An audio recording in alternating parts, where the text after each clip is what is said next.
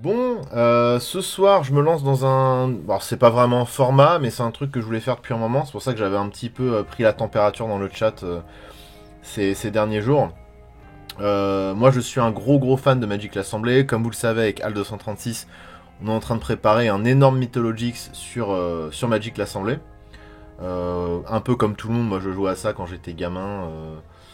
Voilà, je savais plus ou moins les règles, mais disons que ça volait pas bien haut. Et j'ai vraiment repris le jeu vers 2016, 2015-2016, à la sortie de Ténèbres sur Innistrad. Et depuis, je m'y suis remis à fond. Alors j'ai fait pas mal de standards, j'ai fait pas mal de limités tant que j'habitais à Paris. Et depuis que j'habite à Nantes, je me suis lancé à fond dans le format Commander. Donc pour ceux qui connaissent un peu Magic, vous savez que Magic habituellement, c'est des decks de 60 cartes, avec des terrains, des créatures, des sorts. Et on peut mettre jusqu'à 4 fois la même carte dans un deck, pour avoir plus de chances de la piocher. Le format Commander ou EDH, qui est un format en fait inventé par les arbitres de Magic qui se faisaient chier en tournoi et qui avaient inventé un peu un format alternatif pour passer le temps. Le format Commander, c'est des decks de 100 cartes ou des decks de 99 cartes avec que des one-off, c'est-à-dire qu'on n'a pas droit d'avoir plusieurs fois la même carte à part les terrains de base. Donc ça donne des perspectives de build qui sont un petit peu différentes. Merci beaucoup Parachute pour le 5e mois. Et surtout, le principe du format Commander EDH, c'est d'avoir une créature légendaire qui sera dans sa zone de commande et qu'on peut appeler à peu près quand on veut. C'est-à-dire que toutes les cartes du deck, toutes les mécaniques du deck vont s'articuler autour d'une seule créature. Et là, en l'occurrence, il s'agit de Tassa, Batréenne, donc, qui est en fait la déesse des océans, j'ai envie de dire, dans l'univers de Magic et notamment de Theros, qui est un plan vachement inspiré de la Grèce antique. Et en gros, voilà, donc j'ai buildé un deck autour de cette créature avec que des one-off, donc un exemplaire de chaque carte à part les terrains de base. Ce qui est assez économique du coup, parce que là c'est un deck mono bleu, ça veut dire que j'ai uniquement droit de jouer des cartes bleues dans le deck. C'est-à-dire que toutes les cartes du deck doivent être aux couleurs du commandant. Voilà. Salut à toi, Parachute. Donc, bon courage à vous pour le lore de Magic. Non, mais t'inquiète, on va trickser, on va pas vous refaire tout le lore de Magic, c'est impossible. Hein. Il y a 70 romans, une trentaine de plans avec chacun leur mythologie, leur culture et tout, c'est impossible de retracer tout, strictement impossible. Mais en gros, voilà, je me suis dit que ça pouvait être intéressant un peu de vous montrer cette part de moi, hein, parce que Magic, moi je passe beaucoup de temps à builder des decks, à regarder des vidéos de Magic, à regarder des streams de Magic, à jouer avec des potes, que ce soit en multijoueur ou en 1v1. Et il faut savoir que la petite Tassa là, en 1v1, c'est redoutable. L'histoire, en plus on s'en fiche, on a vu. Non, on s'en fiche pas de l'histoire de Magic, c'est hyper important. Magic c'est que du flavor. Hein. Magic, toutes les mécaniques de Magic sont basées autour du lore, hein. C'est ça qui en fait un jeu incroyable et infini. C'est que le lore de Magic déjà est super bien fichu. Et toutes les mécaniques du jeu sont liées à ce lore et aux 5 couleurs en fait qu'on retrouve dans le jeu. Tout se base un petit peu là-dessus. Et c'est pour ça que ça en fait un jeu formidable et que c'est peut-être le meilleur jeu du monde et que c'est infini quoi. C'est un jeu qui tend vers l'infini. Magic c'est la vie. Malheureusement, j'ai revendu toutes mes cartes pour une bouchée de pain. Mais bon, je les ai poncées à mort. Merci beaucoup, Rikit. Merci pour ton taf, man. Par contre, ça fait un moment que ça me trotte dans la tête. Et depuis que j'ai vu ta vidéo sur Strixhaven, je me suis lancé dans la collecte du set. Et peut-être plus tard du bloc. Alors, Strixhaven, c'est pas un bloc. Hein. Maintenant, les blocs, ça n'existe plus à Magic. C'est que 7 par 7. C'est que des one-shots. Ah, dans le bloc Urza, pardon. Ah oui, le bloc Urza, excuse-moi, j'ai pas lu jusqu'au bout. Oui, incroyable. Mais par contre, c'est qu'il y a beaucoup de cartes de la reserve list dans ce bloc, et du coup, tu vas raquer pour certaines cartes. Hein. Hey, Dissab, comment vas-tu? Je suis mis à Magic à cause de toi, gros. Je sais pas encore si je dois te remercier. Alors si, Magic, c'est le meilleur jeu du monde. C'est juste qu'il faut faire attention à votre porte-monnaie, c'est tout. Si vous savez gérer un budget, vous pouvez jouer à Magic. D'ailleurs, Magic, c'est tellement vaste et ça propose tellement de formats différents que oui, Magic, c'est cher, mais il existe des formats de Magic, comme le Peasant, par exemple, où on ne joue qu'avec des cartes communes, ce qui fait que les decks coûtent moins de 15 euros. Et je parle de Magic Papier, hein, parce que moi, je suis pas trop Magic Arena. Donc tout est possible à Magic. Il y a même des decks budget EDH. Hein. Maxwell aussi m'avait fait m'y remettre et j'ai tout revendu. Faites comme moi. Oui, bah alors, c'est-à-dire que quand j'ai repris Magic il y a à peu près 5 ans, j'ai fait chier tout le monde et tous mes potes qui avaient eu à un moment donné un contact avec Magic. Et j'ai fait le forceur et c'est vrai que j'avais poussé Nico à acheter des boîtes et des boosters et on... et du coup on se faisait des ouvertures de boosters. D'ailleurs Nico, tu verras des cartes qu'on avait ouvertes ensemble dans ce deck à l'époque, des trucs assez fous. Et bah hey, Magic c'est trop bien. Magic pour moi c'est le meilleur jeu quoi. Et vous avez vu, c'est-à-dire que j'ai même mis du... Ah, étant donné que Tassa c'est la déesse des eaux et des océans dans Theros, j'ai même... c'est-à-dire que j'ai mis du Ahab pour coller. On est flavor jusqu'au bout quoi. Et j'ai même... du coup j'ai mis mon néon en bleu. Voilà, ce soir on est full RP. Ah, attendez, t'es clair, parce que là du coup ouais, c'est nouveau setup et tout, c'est un peu le bordel. Faudrait peut-être, si ça vous plaît... ouais non mais de toute façon Magic le problème c'est la thune hein. Et le temps un petit peu, parce qu'il faut trouver des tables de joueurs et souvent, surtout là, en temps de Covid, où les boutiques sont fermées ou en tout cas ne font plus de tournois ou d'événements, bah faut avoir des copains qui sont motivés à jouer quoi. Non alors Warhammer 40 000 c'est mort, je ne mettrai pas le doigt là-dedans. J'ai des potes qu'on sombré aussi, hein. J'ai des potes qu'on ressombré dans Magic et dans Warhammer 40 000. Et non. Bon, en tout cas, si ce format-là vous plaît, on peut envisager. Moi, je peux envisager de me faire un vrai petit setup Magic et de vous faire des deck tech et même pourquoi pas de vous faire des soirées où je suis avec mes potes et on joue format EDH quoi. Donc là, je tâte un peu le terrain. Voilà, c'est un petit peu expérimental ce soir. Mais si vraiment ça, voilà, si je vois qu'il y a un retour, bon là vous êtes pas énorme, mais bon c'est pas très grave.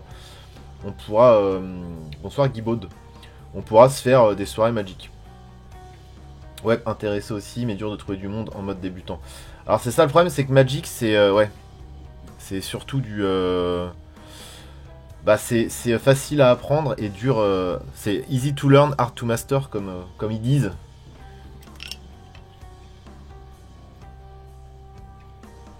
J'ai cherché Tassa Black Metal sur YouTube histoire de voir s'il y avait des groupes qui avaient ce nom. La moitié des vidéos proposées sont de Maxwell. Bah peut-être que l'algorithme il a compris que quand tu parlais de Magic et de Black Metal, forcément ça devait tomber sur moi. Tu feras attention, tu seras dans la catégorie musique. Eh c'est franchement j'en peux plus d'OBS. Hein. C'est vraiment de la merde OBS, c'est un truc de ouf.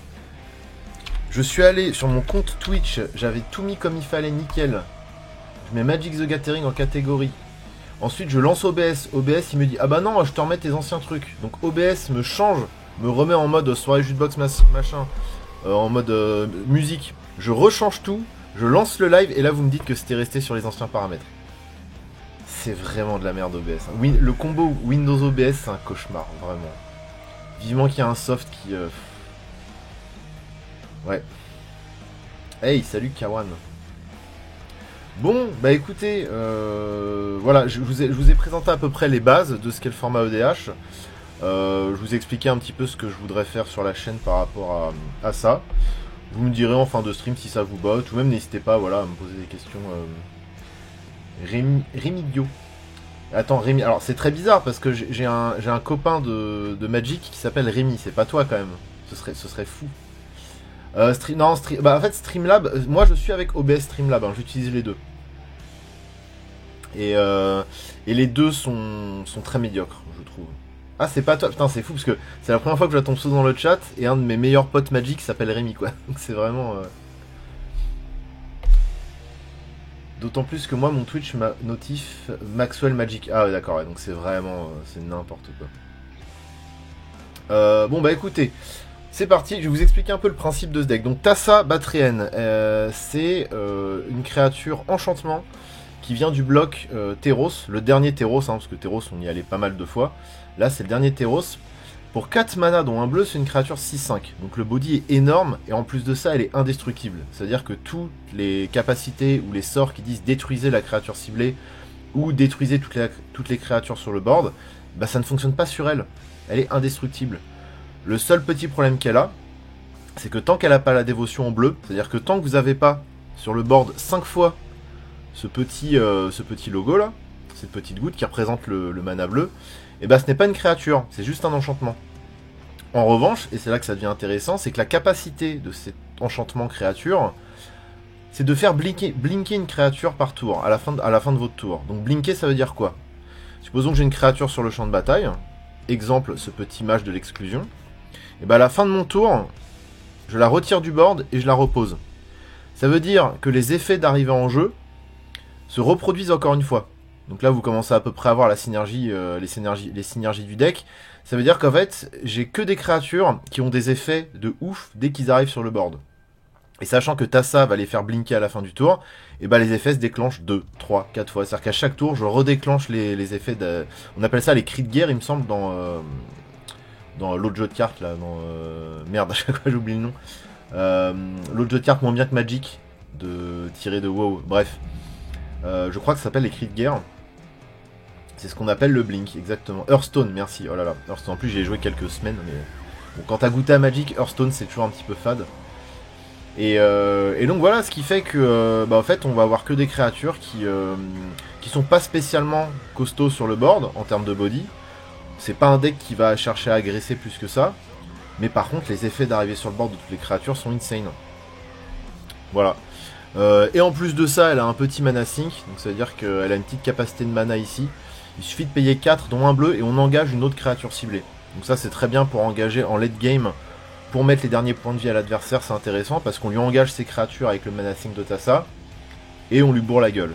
Et en plus de ça, généralement en late game, Tassa elle a la dévotion parce qu'on a un board qui est pas mal rempli. Donc on a une 6-5 indestructible qui va aller taper. C'est très très fort. Voilà, ceux qui connaissent un peu Magic comprennent assez vite que Tassa c'est un peu pété finalement. J'espère que ça va au niveau du son. Vous me dites, hein, s'il y a le moins de problème au niveau du son, vous me dites parce que maintenant je flippe un peu avec ce setup. Tiens, salut Mom.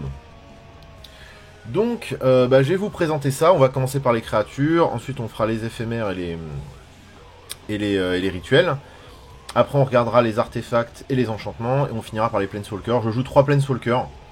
Voilà, des Planeswalkers classiques. En tout cas, quand on joue bleu, c'est classique. Donc, ceux qui connaissent Magic, vous sentez le truc un peu venir. Hop, toi tu vas là. Première créature, donc je vous l'ai montré, c'est le mage de l'exclusion. Alors pour 3, c'est une 2-2. C'est pas un body incroyable. L'encre de Mizu qui... Oh, et le coin du masque. 2 raids d'un coup, mais c'est incroyable. Merci beaucoup. J'espère que vous allez bien tous les deux.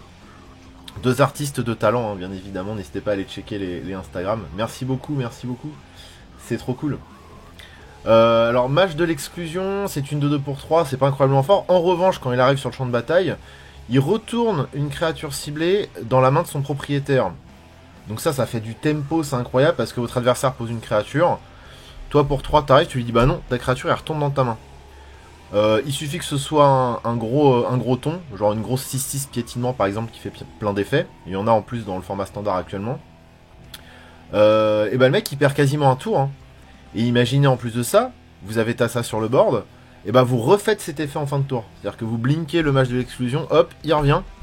Donc en fait là en face, sachant que ça arrive tour 3, il n'y a plus rien en face. Hein. C'est-à-dire le mec s'il a eu le temps de poser des créatures, et bah là il n'y a plus de créatures. Donc déjà rien que ça, mage de l'exclusion, alors que c'est une petite unco, qui est pas incroyable. Et bah voilà, avec Tassa tout de suite ça devient juste pété. Coucou le Gargaros. Ouais non mais alors moi je le joue dans Xenagos le Gargaros, et une fois que c'est là, c'est infâme, parce que ça fait tout. Ça a la vigilance, ça a la portée, ça a le piétinement, ça fait gagner des points de vie, ça fait piocher. Ça crée des tokens, et tout ça pour 5 mana, c'est horrible. Donc effectivement, s'il y a un petit Gargaros en face, bah pour 3, tu dis non, hop, ton Gargaros il retombe dans ta main, là en plus il a pas la célérité, donc même si tu le reposes le tour d'après, je m'en fous, parce que de toute façon, je pourrais refaire blinker mon mage de l'exclusion avec Tassa. C'est une horreur, ça fait tout. Ah oui, non mais c'est horrible cette créature. J'adore les gueules des cartes Magic, non mais c'est magnifique, regardez. Et, attendez, j'ai des petites pépites dans le pack, vous verrez ça.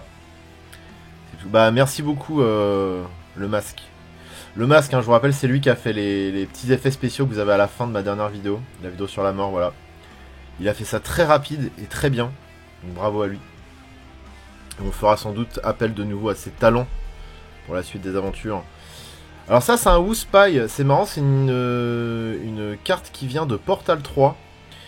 Qui a un set en plus basé sur le Japon féodal. Portal, c'était des extensions qui servaient à apprendre à jouer à Magic à l'époque. Moi, j'ai commencé par ça quand j'étais petit. Je jouais à ça avec ma grand-mère, excusez-moi. Donc moi j'étais sur Portal 1 hein, bien évidemment. Il y a eu Portal 2 et il y a eu Portal 3 Kingdoms. Voilà, qui nous ramenait un petit peu dans le Japon féodal. D'ailleurs c'est pour ça que vous voyez qu'en bas là il y a le body est marqué avec une petite épée et, et un petit bouclier. C'est pour indiquer la force et l'attaque. Alors que normalement vous voyez, il n'y a pas quoi, on sait très bien ce qu'est la force et ce qu'est l'attaque. Et les textes de règles étaient marqués en gras. Voilà, contrairement aux textes de flavor ou aux textes d'histoire qui étaient marqués en normal finalement. Three Kingdoms, c'est pas plutôt la Chine? Oui, c'est la Chine, pardon, c'est pas le Japon. Le Japon, c'est Kamigawa, excusez-moi. Non, c'est la Chine, excusez-moi. C'est totalement la Chine. Et alors ça, c'est intéressant, parce que pour nous, on a une 1-1, encore une fois, c'est pas formidable. En revanche, quand elle arrive sur le champ de bataille, on regarde les deux cartes du dessus de la bibliothèque de notre adversaire. On en met une au cimetière et on en laisse une au-dessus. C'est extrêmement fort. On trie le deck de l'adversaire. C'est-à-dire que, en plus, en commandeur, c'est un format où on joue beaucoup de tutos. Les tutos, c'est ce qui permet d'aller chercher des cartes dans notre bibliothèque, dans notre pioche, de les remonter dans notre main ou de les mettre au-dessus de la bibliothèque pour les piocher plus tard. Généralement, on les joue en éphémère, justement, pour pas se faire trixer. Mais au-delà de ça, il suffit que votre adversaire ait un petit problème avec sa mana base, il suffit que, ou alors au contraire qu'ils soient en train de flouder, et ben avec cet espion, on va trier la draw de l'adversaire, ce qui fait que on peut l'empêcher de faire des trucs quoi. On peut lui virer ce qu'il a tutorisé au-dessus de sa bibliothèque. On peut lui mettre un land alors que le mec il est en train de flouder. On peut lui mettre un land au cimetière alors que le mec est en train de faire une death. Donc c'est très rigolo. Moi ça m'a ça a fait pas mal de trucs sales, hein. Surtout quand le mec il est un peu en retard en phase justement à cause d'un flow ou d'une death. Alors là quand l'espion il arrive, on lui trie son pack et c'est un cauchemar pour lui. Et en plus on le fait à chaque fois 2 fois parce que avec Tassa bien évidemment. On le blink à la fin du tour. Un classique depuis qu'il est arrivé avec Kaladesh. Enfin, la deuxième extension du bloc Kaladesh, Aether Revolt. Incroyable pour les decks mono bleu un peu contrôle. Alors vous allez voir, c'est un deck qui est extrêmement contrôle. Hein. Je joue énormément de très bons contre-sorts. Vous le verrez tout à l'heure avec la partie sur les instants et les rituels. Voilà, je joue beaucoup de contre-sorts. On n'est pas dans une version hard control de Tassa. Mais ça m'est arrivé de faire des sorties purement contrôle, c'est un cauchemar pour mon adversaire, et tout à l'heure je vous montrerai des trucs. Il y a des synergies dans le pack, où en gros tour 3, on peut locker la game. Quand je vous ai dit qu'en ce moment, OBS il faisait n'importe quoi, est-ce que... Ouais, je me suis fait exiler, j'ai pris un Swarm to Planeshare dans la gueule là. Est-ce que je suis de retour ou pas? Tassa elle est tellement puissante qu'elle m'a blink. Je suis trop deg. Du coup, ça a recommencé la rediff. Ah, je vais devoir faire du montage, c'est chiant. Oh là là. Bon, je finis sur Barl. Vous avez vu, en ce moment, on a beaucoup de problèmes de stream. Hein. Je sais pas si c'est ma connexion ou OBS. Moi, je pencherais plus pour un petit OBS. Bref. Donc, en plus de ça, Baral, il va faire du card advantage parce qu'à chaque fois qu'on contre un sort ou une capacité, on peut looter. Looter, ça veut dire qu'on pioche une carte et qu'on défausse. Donc, en gros, pareil, on va trier un petit peu notre main. C'est très fort, c'est un must-have désormais. Quand on joue bleu, un peu contrôle, c'est Baral, c'est un classique. Et merci beaucoup Patachon, le roi des Patachons, 7ème mois. Merci beaucoup. En vrai, c'est un stream déjà plus agréable que les quelques decks unboxing que j'ai vus. Ça et là, parce que la plupart font juste ça pour la collection ou la promotion, et à aucun moment ils intègrent l'usage des cartes en jeu. Oui, bah en fait, l'Open Booster, c'est un format des TCG qui est assez classique. Moi, j'aime bien, mais parce que je sais... Voilà, parce que je sais ce que les cartes Magic font une fois in-game, quoi, mais... Après, c'est intéressant aussi, statistiquement, de voir... C'est bizarre, parce que ma connexion indique que tout va bien. Donc c'est probablement OBS, mais je suis pas vraiment sûr. C'est très très chiant, hein, vraiment, ça commence à me gaver. Ça fait pas 2 soirs de suite, mais ça fait 2 soirs en moins d'une semaine que ça nous le fait. Hein. C'est assez insupportable, je sais pas pourquoi le stream blink comme ça. C'est hallucinant. Et en plus, il me remet... C'est incroyable, hein, il m'a remis en musique. Je pense que c'est OBS, hein, très franchement. Mais même la mise à jour Windows, je vous jure, depuis quelques... En fait, depuis quelques jours, mon PC me fait que des dingueries. Donc, il y a peut-être un truc qui est lié à ça. Je sais pas. On va croiser les doigts. Si ça continue... je sais pas si je vais continuer parce que c'est pas très intéressant. Hein. Sur les autres streams, je n'ai pas ce problème, ouais. C'est toujours ça les mises à jour Windows. Ouais, non, mais c'est une dinguerie. Hein. Une dinguerie. Ouais. Et en plus c'est chiant parce que j'avais lancé Mardif et là il va y avoir du montage à faire, c'est insupportable. Bon bah écoutez, tant pis. On va essayer de continuer quand même. Donc là c'est une autre version de Tassa, une version plus ancienne. Pareil, donc qui est indestructible, elle a un gros body 5-5. Il lui faut une dévotion de 5.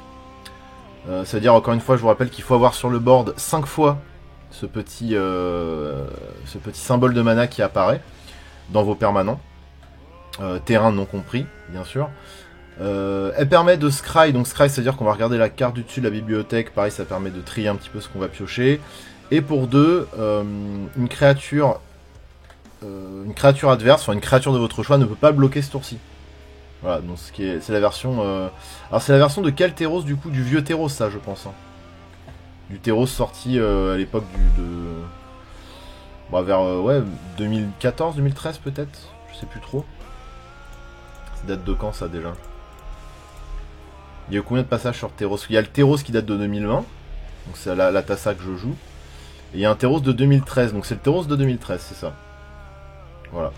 Et l'art alternatif défonce, genre, je le trouve vraiment trop stylé. Donc ça, c'est juste parce que c'est fort qu'on le met en fait, et que ça permet de passer les créatures adverses en late game. Même en début de game, hein, ça peut... le menacing qui coûte que 2. Et c'est une 5-5 indestructible, tout simplement. Voilà, on reste dans le flavor de Tassa. Elle a été rééditée, oui, exactement, ouais, dans cette artwork alternative. Alors le Météore Golem, ça pareil, dans ce genre de deck, c'est un classique. Pour 7, c'est une 3-3. Vous allez me dire, mais c'est horrible, le body, il est horrible. Ça n'a même pas de capacité, d'évasion. En plus, c'est un artefact et créature. Il se prend tous les anti-permanents qui existent sur Terre.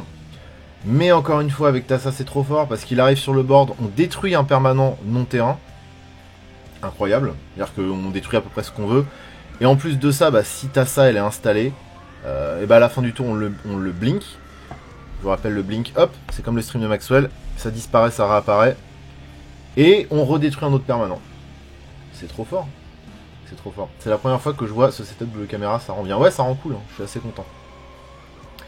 Donc, incroyable. Météore Golem, alors ça arrive tour 7, c'est un peu long, mais en vrai, quand ça arrive, c'est libérateur. C'est-à-dire que moi, généralement, je gagne assez vite avec ce pack. Mais quand ça tire un peu et que ça commence un peu à être galère, tout ça, en fait, quand il arrive, il détruit directement 2 permanents. Bon, généralement, ça fait souffler. Mais ça coûte 7. Ensuite, une petite commune sympa. Elle nous vient, la pionnière de l'aviation, elle nous vient de Kaladesh. C'est une passionnée de modèles réduits d'avions, apparemment. Alors, elle est rigolote pour 3. C'est une 1-2. Encore une fois, le body est pas exceptionnel, mais bon, on est en bleu.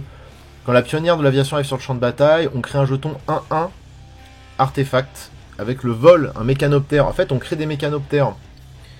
Et comme d'habitude, on ne crée pas un mécanoptère. Généralement, on va en créer 2 parce qu'on la joue. À la fin du tour, hop, elle revient. Elle redéclenche sa capacité d'arriver sur le board.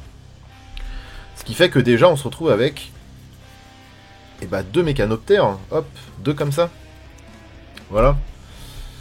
Ça, c'est les mécanoptères qu'elle fabrique. Elle est plutôt douée, hein. Donc on la joue parce que c'est fort et parce que ça fait du board. Voilà. C'est-à-dire que pour 3, on a 3 bodies sur le board quasiment. Ça veut dire ça, hein, virtuellement, quand on a Tassa sur la table. C'est-à-dire pour 3, on a une 1-2, une 1-1 vol et une autre 1-1 vol. Donc c'est fort. Et puis les petites 1-1 vol, on peut s'en servir pour bloquer, je sais pas moi, des 10-10 par exemple, si ça piétine pas. Tu as mis la Gredine qui fait ça aussi. Je me rappelle plus. La Gredine, ça me dit rien. Alors, un Mule Drifter, c'est une 2-2 pour 5. Oh là là, c'est cher, une 2-2 pour 5. Par contre, il est beau. Oh, qu'il est beau. Qu'il est beau, qu'il est beau. Putain, je suis trop deg. On était une centaine, on est plus que 59 à cause du bug. Je suis trop deg. Ah, mais tu verras, Tentacube. À ton avis, est-ce que je joue Snapcaster Mage? Probable. Une 2-2 vol. Par contre, quand il arrive, on pioche 2 cartes. Donc ça veut dire quoi, si t'as salé sur le board? Est-ce que vous avez compris un peu là comment ça marche? On pioche 4 cartes pour 5, une 2-2 vol qui fait piocher 4 cartes. C'est très très fort. Voilà. Et la plupart du temps, il fait piocher 4 cartes. Hein. J'ai plus d'image. Encore? Salut Ish. Ça bug encore, mais non. Mais c'est pas possible. Moi j'ai pas de soucis là. Bon, Torrentiel Garulk. Carte incroyable, Kaladesh encore une fois. Je joue beaucoup de cartes de Kaladesh, hein. C'est un set que j'adore. C'est un set qui est très porté sur les artefacts. Et carte incroyable. Torrential Garrule, c'était extrêmement joué. C'était le kill de tous les decks de tous les decks contrôle à l'époque où je jouais en standard.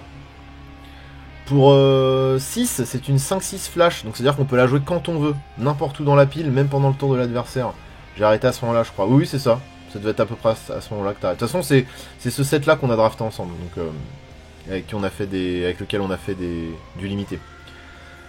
Voilà, c'est une 5-6, vous dites bon qu'une 5-6, voilà, qui a pas de capacité d'évasion pour 6, bon, même si on la joue pendant le tour de l'adversaire, c'est pas ouf, mais non, parce que ça fait presque un, alors ça coûte beaucoup plus cher, mais ça fait un Snapcaster Mage, quasiment, on peut jouer un sort gratuitement du cimetière.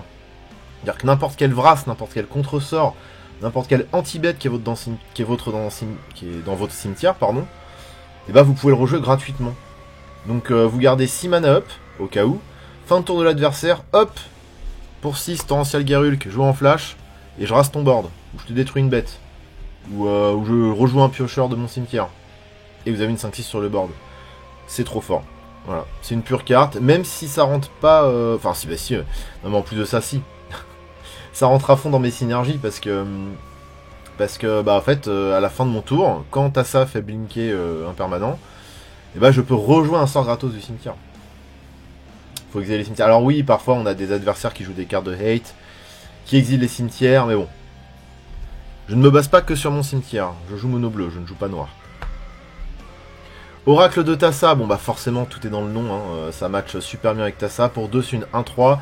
Quand elle arrive sur le champ de bataille, on va regarder X cartes de nos bibliothèques. X est égal à notre dévotion pour le bleu. Je vous rappelle que là ce sera minimum 2 pour le coup, parce qu'on a 2 petits mana bleus qui apparaissent ici. Donc généralement elle arrive, on a déjà des permanents sur la table, on a au moins un permanent sur la table, donc généralement elle va regarder 3 cartes, voire plus parfois. Et on peut remonter l'une d'entre elles dans notre main. Donc c'est du quality draw de ouf, c'est-à-dire qu'on va chercher pile ce qu'on a besoin, un terrain, un truc pour, je veux dire, pour ramper. Oui, il y a des trucs pour ramper en bleu, hein, j'en ai, ça existe. C'est pas vraiment de la rampe. On va chercher pile ce dont on a besoin pour gérer la situation. Oracle de Tassa, c'est trop fort. C'est une 1-3. En début de game, ça bloque correctement. Et puis la carte est juste magnifique. Hein. Voilà. Magnifique. Magnifique. Pareil, donc ça, en plus, ça a apparu sur le dernier Teros. Donc ça match parfaitement avec Tassa. Il est là pour ça. Hein. Il est complètement dévoué à Tassa. Pour 3, c'est une 2-3. En plus, le flavor de la carte est incroyable. Il arrive en jeu engagé. Ah, c'est chiant. Une 2-3 pour 3 qui arrive engagé, c'est pas ouf. Par contre... Alors j'ai pas le token qui va avec malheureusement. Enfin je le commande, je le trouve quelque part. Mais en gros il va créer un reflet de lui-même. Il va créer une 3-2. Alors c'est un reflet, c'est inversé, au lieu d'être une 2-3 c'est une 3-2 parce que c'est le principe du reflet, c'est inversé. Il va créer une 3-2 quand il arrive sur le champ de bataille, ce qui fait que, vous avez compris, tu le veux, non mais je vais le trouver, il doit coûter 2 centimes sur MKM. Ou sinon je me fais un joli token. Je pense que je me dessinerai un token. Parce que je vous montrerai après, moi j'aime bien me faire mes propres tokens. Vous verrez, je m'amuse bien avec les tokens moi. J'ai fait aussi de l'altération, j'ai une amie qui fait de l'altération, je vous montrerai après il y a des belles choses qui arrivent là, il y a de la belle carte qui arrive. Donc bah tout simplement, voilà, il fait blinker avec Tassa, ce qui fait que pour 3 on a 2-3-2 sur le board. Plus un autre permanent qui lui est engagé, mais c'est pas grave. On s'en fiche parce qu'en fait il va pondre des 3-2 à gogo. Donc c'est trop fort. À condition qu'on décide de le faire blinker lui. Hein, parce que je rappelle Tassa c'est un permanent par tour. Ouais c'est ça, c'est exactement ça Rémidiot. C'est du custom de cartes. Je vous montrerai tout à l'heure les miennes. Enfin que j'ai dans ce pack. Ouf. Ouh le gros pâté. Donc ça c'est du gros pâté. Du vrai gros pâté bleu. Comme on l'aime. Les profondeurs marines. Qui ne rigolent pas. Pour 7, c'est une 6-6. Pareil, toujours pas de capacité d'évasion. Ça a même pas la traversée des îles. Mais bon. Retournez toutes les créatures de votre adversaire qui ont une force égale ou en dessous le nombre de cartes dans votre... Non, le nombre d'îles, pardon, que vous contrôlez, c'est très fort. C'est-à-dire qu'il coûte 5, 6, 7. Il coûte 7. Donc généralement, on a au moins 6 ou 7 îles sur le board. Globalement, vous remontez toutes les créatures dans les mains de votre adversaire. Voilà, du coup ça vous laisse le champ libre pour vous attaquer. Et le pire c'est qu'une fois qu'il est là, s'il n'est pas géré directement par un anti-bet, et bah vous le blinkez avec Tassa, et il fait ça à tous les tours. Ce qui fait que, bah voilà, vous avez le champ de bataille pour vous, en fait, quoi. Donc pareil, c'est du late game, mais quand il arrive... C'est toujours... Généralement, il arrive, vous voyez, vous êtes à 3-4 PV, c'est un peu la galère. Vous avez plus grand chose en main, il n'y a plus trop de réponses. Il n'y a plus trop de bloqueurs, votre adversaire, il a un peu rasé votre board. Et bah bim, Scourge of Fleets. Et là, il fait le taf. Il est trop fort. Même genre de carte, mais là, plus pour l'agression, pour le coup. Myr Battle Sphere, un classique. Pour 7, c'est une 4-7. Quand elle arrive, elle va pondre... Des petites mires, elles vont en pondre 4. Regardez, elles sont là les mires. Hop là, elles pondent 4 machins comme ça.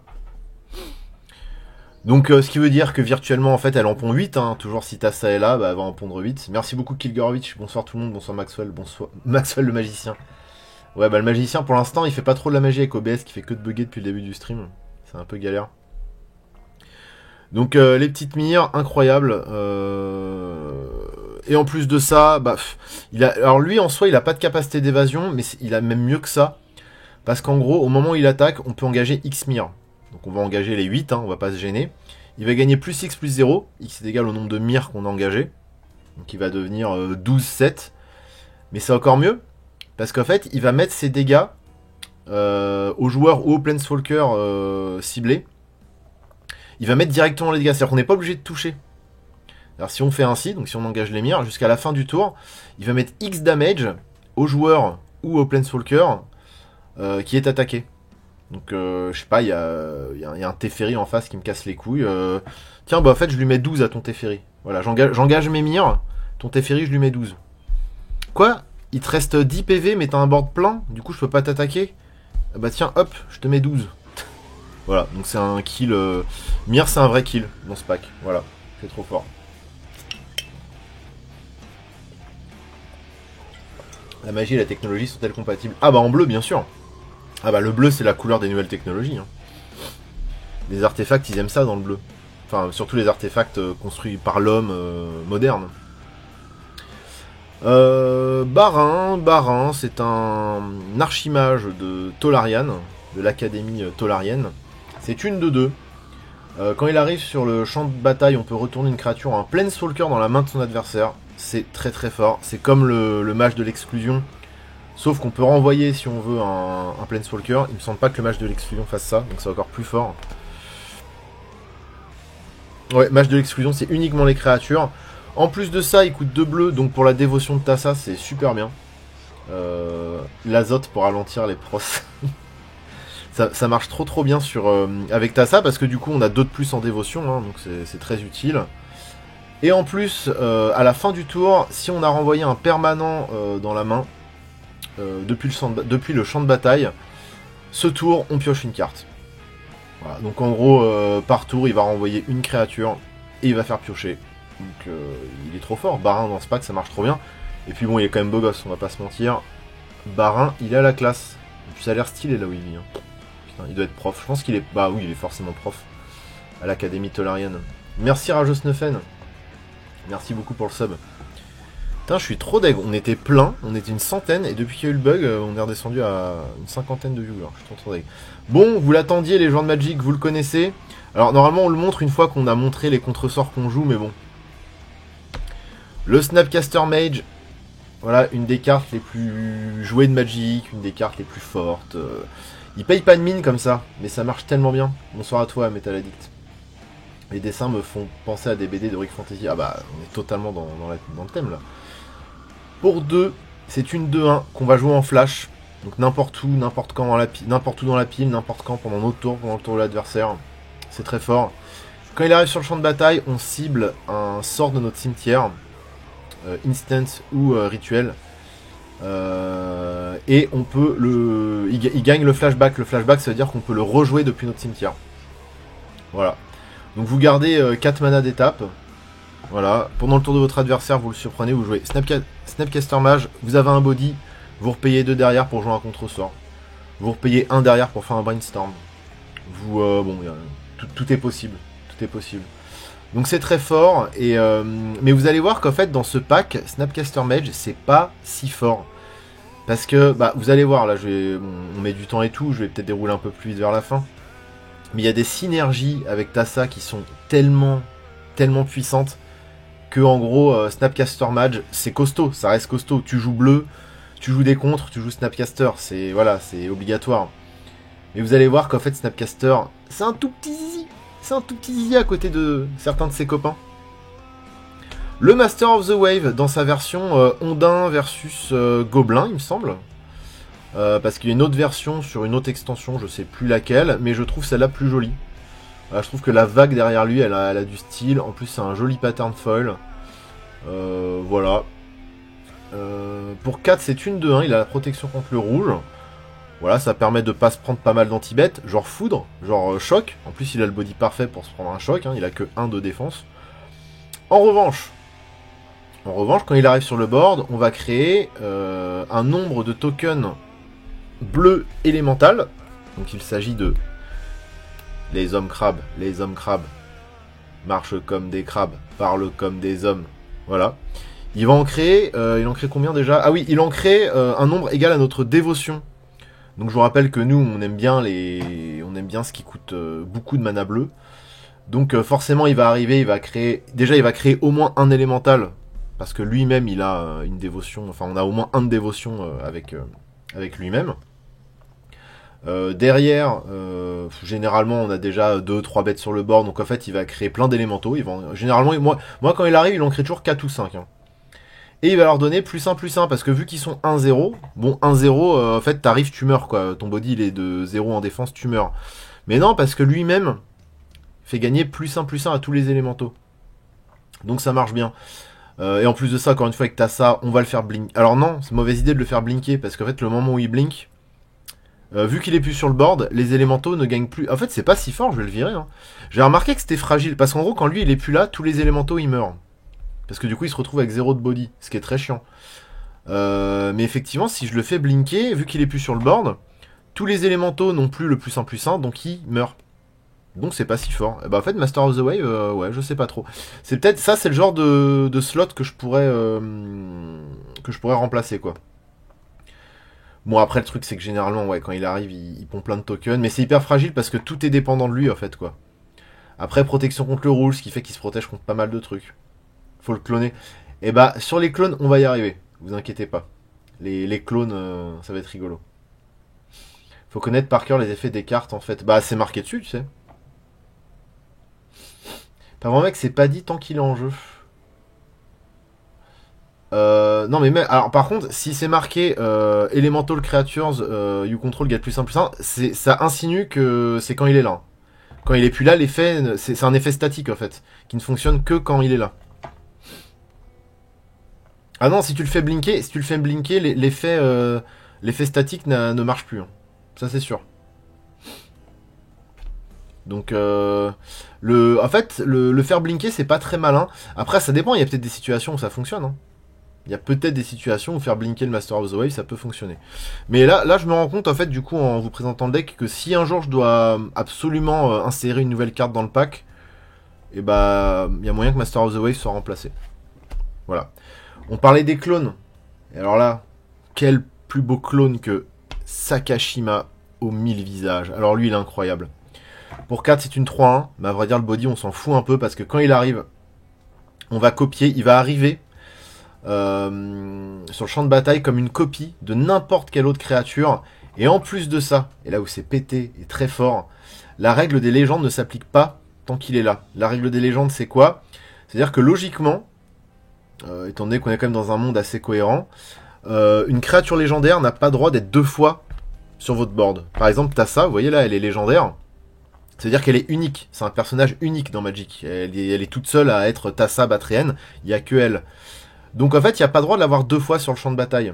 Donc ça voudra dire que si Sakashima il arrive et que je décide de copier Tassa, pour par exemple faire blinker 2 fois mes créatures par tour, ce qui est insane, ce qui arrive très souvent, et bah je pourrais pas, parce que bah du coup ils seraient tous les deux la même créature légendaire. Donc bah je serais obligé d'en sacrifier une. Sauf que là non, parce que Sakashima il nous dit la règle des légendes ne s'applique plus. Donc je peux copier Tassa autant de fois que je veux, ou même n'importe quelle autre créature. Lui par exemple, voilà, le Master of the Wave, ça marcherait bien avec le Master of the Wave. Je pourrais copier autant de fois que je veux le Master of the Wave. Alors là, ce serait insane, hein. Ça marcherait trop bien. Bon app, mon petit Ish. Et bah alors là, mon gars, là t'en fais de la value. Hein. Là t'en fais. Là t'en fais. Donc voilà, Sakashima, c'est trop fort. Pour 4, tu copies ton commandant. Et ça marche trop bien. Il a le partenariat, moi je ne joue pas de commandant en partenariat. Partenariat, ça veut dire qu'on peut avoir 2 commandants dans sa zone de commande. À condition qu'ils aient tous les deux le partenariat. Bon, il y a des trucs forts, hein, mais je ne joue pas avec le partenariat pour l'instant. Ça arrivera peut-être. Voilà. Donc Sakashima pour 4, c'est incroyable. Hein. Mais il y a presque mieux dans le pack encore. Une Spellseeker. Alors ça, c'est costaud parce qu'on joue beaucoup de contre-sorts qui coûtent 2. Pour 3, c'est une 1-1. Le body ne sert à rien, mais elle n'est pas là pour ça. Quand elle arrive sur le champ de bataille, on va chercher dans notre bibliothèque. Et on va chercher. Et on va chercher. On regarde notre bibliothèque. Et on va chercher un sort d'éphémère ou de rituel qui coûte 2 ou moins. La plupart des piocheurs et des contre-sorts coûtent 2 ou moins dans le pack, vous inquiétez pas. En gros, elle va chercher ce qu'on veut. C'est-à-dire qu'une fois qu'elle est là, on la fait blinker à chaque fin de tour et on va chercher tout ce dont on a besoin pour gérer la situation. Des blinks, des boons, des piocheurs, des trucs pour scry, des contre-sorts, bref, c'est incroyable. Spellseeker, c'est trop bien. Et sachant que quand elle arrive, si Tassa elle est là, et ben on fait ça 2 fois. Et après on le répète une fois à chaque tour et c'est trop fort. Une carte que j'adore, une petite féerie incroyable. Le Brazen Borrower, il est trop beau. Il est trop beau, il est trop fort, il fait plein de choses. On peut l'envoyer à l'aventure. Si on l'envoie à l'aventure, ça veut dire qu'on joue ce côté-là de la carte, et qu'après on pourra jouer ce côté-là de la carte. Plus tard dans la partie. Pour 2, en instant, on renvoie un permanent non-terrain dans la main de l'adversaire. Donc ça peut être un artefact, un enchantement qui casse les couilles, une créature, peu importe, un Planeswalker, voilà. Bon, c'est pas très malin de renvoyer un Planeswalker, parce que du coup il revient, il récupère ses PV, ses points de loyauté, donc... Après, ça peut, voilà. Ce qui est bien, c'est que ça fait à peu près ce qu'on veut, quoi. Donc, à la limite, on s'adapte à la situation. Et pour 2 en instant, et bah, ça gère à peu près tout, donc c'est trop bien. Puis en plus, la carte est trop belle. Et après, bah, on a un côté un peu plus aggro, c'est-à-dire qu'on peut la jouer pour 3 en flash, donc par exemple pendant... à la fin du tour de l'adversaire, ou pour le surprendre pendant une phase d'attaque, pour lui péter une créature qui attaque en face. Une 3-1 vol, voilà. Alors par contre, son seul petit défaut, c'est qu'il il ne peut bloquer que les créatures qu'on le vole.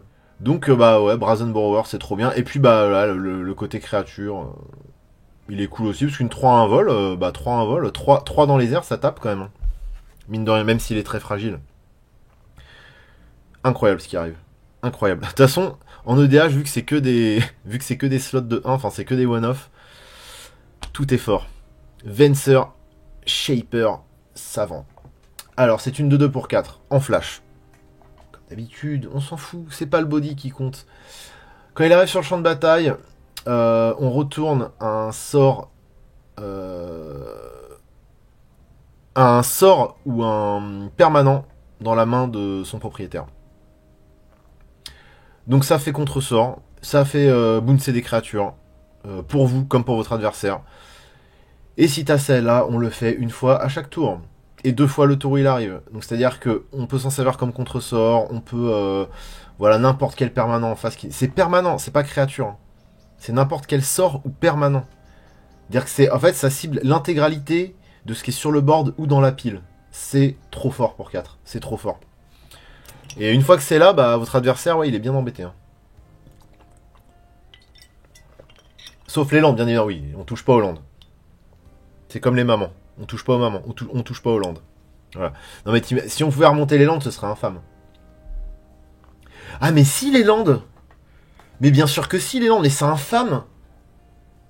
C'est pas marqué. C'est d'habitude dans Magic, on a l'habitude que ce soit... Mais oui, parce que je l'ai déjà fait. Je l'ai déjà fait sur un adversaire qui était en color death.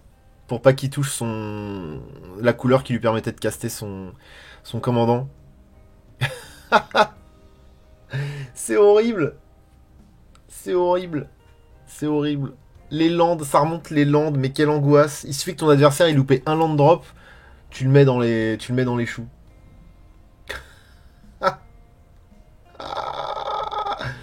Oh non, c'est horrible. C'est horrible. J'avais oublié que c'était fort à ce point-là, Venser. Oh là là là là. Un exemple, hein, un mec en face, il joue 3 couleurs.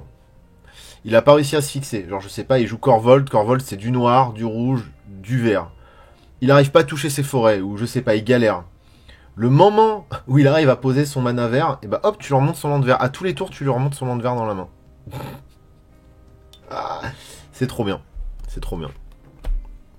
Bon, un Manowar, ça c'est classique. Manowar.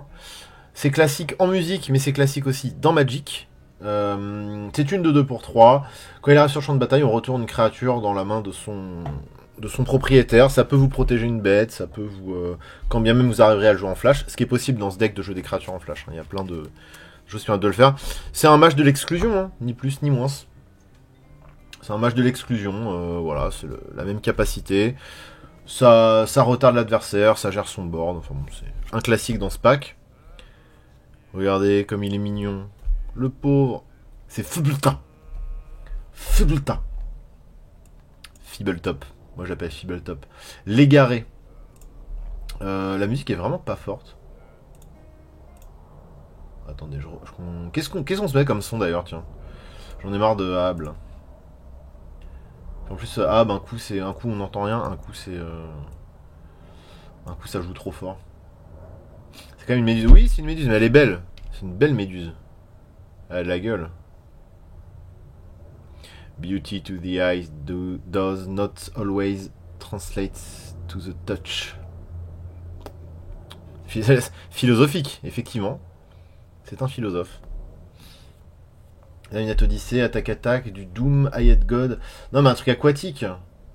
Alors, on pourrait se mettre du Atlantis Chronicle, mais c'est un peu trop violent, je pense, du Atlantis Chronicle pour... Non, Summoning, c'est le strike assuré. Summoning, ça strike quasiment instant. Pour YouTube, en tout cas. Bah écoutez, je vais choisir à votre place. Hein. Alors, ah si, ça c'est trop bien, un truc. Justement, en plus, il y a un morceau qui s'appelle Jodo dans cet album. C'est un de mes trucs préférés de Dungeon Synth, c'est Lord Lovidicus.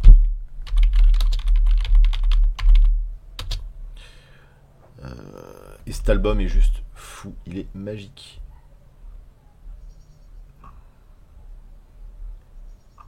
Il est pas sur YouTube, très bien, il est pas sur YouTube, mais ok, pas de souci. Pas de souci YouTube. Pas de souci. Et ouais, et genre vous allez voir, c'est trop cool. Et bah, ça colle bien à Tassa, hein, forcément, parce que... Le morceau Jeu d'eau. Voilà. Non, je connais pas Dwalin. C'est ambiance aquatique, hein, vous allez voir, ça colle bien à Tassa. Bon, Fibletop, c'est une 1-1. Après, ce qui est cool, c'est que il fait piocher une carte quand il arrive. Donc encore une fois, ça matche bien avec Tassa, parce qu'il va faire piocher à tous les tours. Si on le fait blinker. Et il a le petit truc en plus, mais moi ça ne m'arrive jamais, que s'il est lancé depuis votre bibliothèque, enfin depuis la bibliothèque, on pioche 2 cartes. C'est-à-dire qu'il y a des capacités magiques qui permettent de regarder la carte du dessus de la bibliothèque, ou un certain nombre de cartes du dessus de la bibliothèque, et qui permettent de les jouer. Voilà, comme si elles étaient dans notre main. À peu de choses près. Et du coup, s'il arrive de cette manière, on pioche 2 cartes. Bon, après, de toute façon, on en fait tellement de value avec ce pack qu'en vrai, on s'en branle un peu. Bah encore un match de l'exclusion, hein, ce que je vous dis. Ouais. Serpent's Isle, si tu veux, du DS aquatique aussi. Dungeon Synth aquatique. Ok, ça roule, merci Gascoigne. Merci pour le conseil. Vous kiffez ou pas la Magic un petit peu? Moi je kiffe, hein. Vraiment. J'en parle jamais, hein, mais Magic, c'est... Moi c'est tous les jours. Hein. Bah c'est un match de l'exclusion encore une fois, hein, sauf que ça porte un autre nom. Hein. On aime bien souvent en EDH, vu que c'est que des one-off, avoir des cartes qui ont le même effet mais qui n'ont pas le même nom, vu qu'on a droit. Pour 3, une 2-2, on cible une créature, ça retombe dans la main de l'adversaire. Voilà, quand elle arrive, du coup on le fait 2 fois. Vu que t'as ça, enfin on le fait quand elle arrive, on le fait à la fin du tour. À quand des streams sur Cocatrix? Oh, Cocatrix, j'y arrive pas. J'ai déjà essayé, j'y arrive pas. C'est tellement rude. C'est tellement... j'ai trop de mal. Pour 2, une 1-3. Quand l'Augure de Bolas arrive sur le champ de bataille, regardez les 3 cartes du dessus de votre bibliothèque. Vous pouvez révéler une carte d'éphémère ou de rituel parmi elles, la mettre dans votre main. Mettez le reste en dessous de votre bibliothèque dans l'ordre de votre choix. Comme d'hab, ça va chercher ce dont on a besoin. Un contre-sort, un piocheur, un land. Alors, non, du coup, ça remonte pas les lands, ça c'est chiant. Ça remonte pas les lands. Mais les piocheurs, pourquoi pas, et Les trucs qui font blinker, voilà. On joue beaucoup, vous allez voir, on va y arriver, je joue beaucoup d'éphémères ou de rituels. Donc ça remonte à chaque fois quelque chose. C'est très rare que je remonte rien avec l'augure de Bolas. Et quand bien même il remonterait rien, sachant qu'on peut mettre les cartes en dessous de la bibliothèque dans l'ordre de notre choix, bah si t'as ça, elle est là, à la fin du tour, on recommence. Et là, on est sûr de choper quelque chose qui nous intéresse. Voilà. Augure de Bolas, bon, c'est pas ce qu'il y a de plus fort, je la joue parce que, bon, c'est efficace, mais... pareil, ça, c'est le genre de truc, je pense que c'est le genre de carte qu'un jour je pourrais remplacer si jamais je trouve mieux. Voilà. Mais c'est fort. Alors ça c'est vilain comme tout, ça. C'est très beau, déjà, hein. Ça, c'est un ondin qui vient de Ixalan. Alors, c'est marrant parce que c'est un ondin qui s'est converti à la piraterie. Normalement, les ondins, c'est pas trop des pirates sur Ixalan, hein. C'est une autre tribu. Mais lui, voilà, il est ondin et pirate. Il a pris les deux sous-types. Très bien. C'est beaucoup de standards pour l'instant. T'as des trucs du pool Legacy. Oui, j'ai des... Bah là, y a tout ce que je t'ai montré, il y a quasiment rien joué en standard, hein. Dans tout ce que je t'ai montré. C'est beaucoup du pool Legacy, moderne. Enfin, moderne, pour le coup. Après, je connais pas bien ces deux formats, mais bah, Legacy, de toute façon, c'est toutes les cartes. Mais moi, là, j'ai montré des trucs, je pense, qui sont sûrement joués en moderne. Hein. Je sais pas, mais c'est pas du... Comment ça, c'est pas Ixalan, Pedro? Ondin et pirate, c'est pas Ixalan.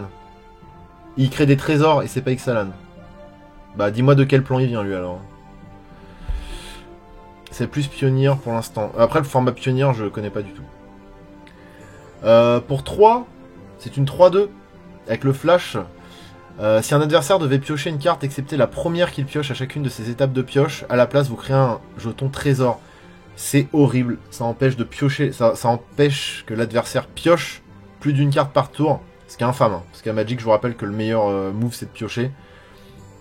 Et en plus de ça, c'est même pire que ça, c'est non seulement ça l'empêche de piocher, mais on crée un trésor. Les trésors, c'est ce qui... ça crée du mana, en gros, voilà. Vous l'engagez, vous le sacrifiez, ça crée du mana.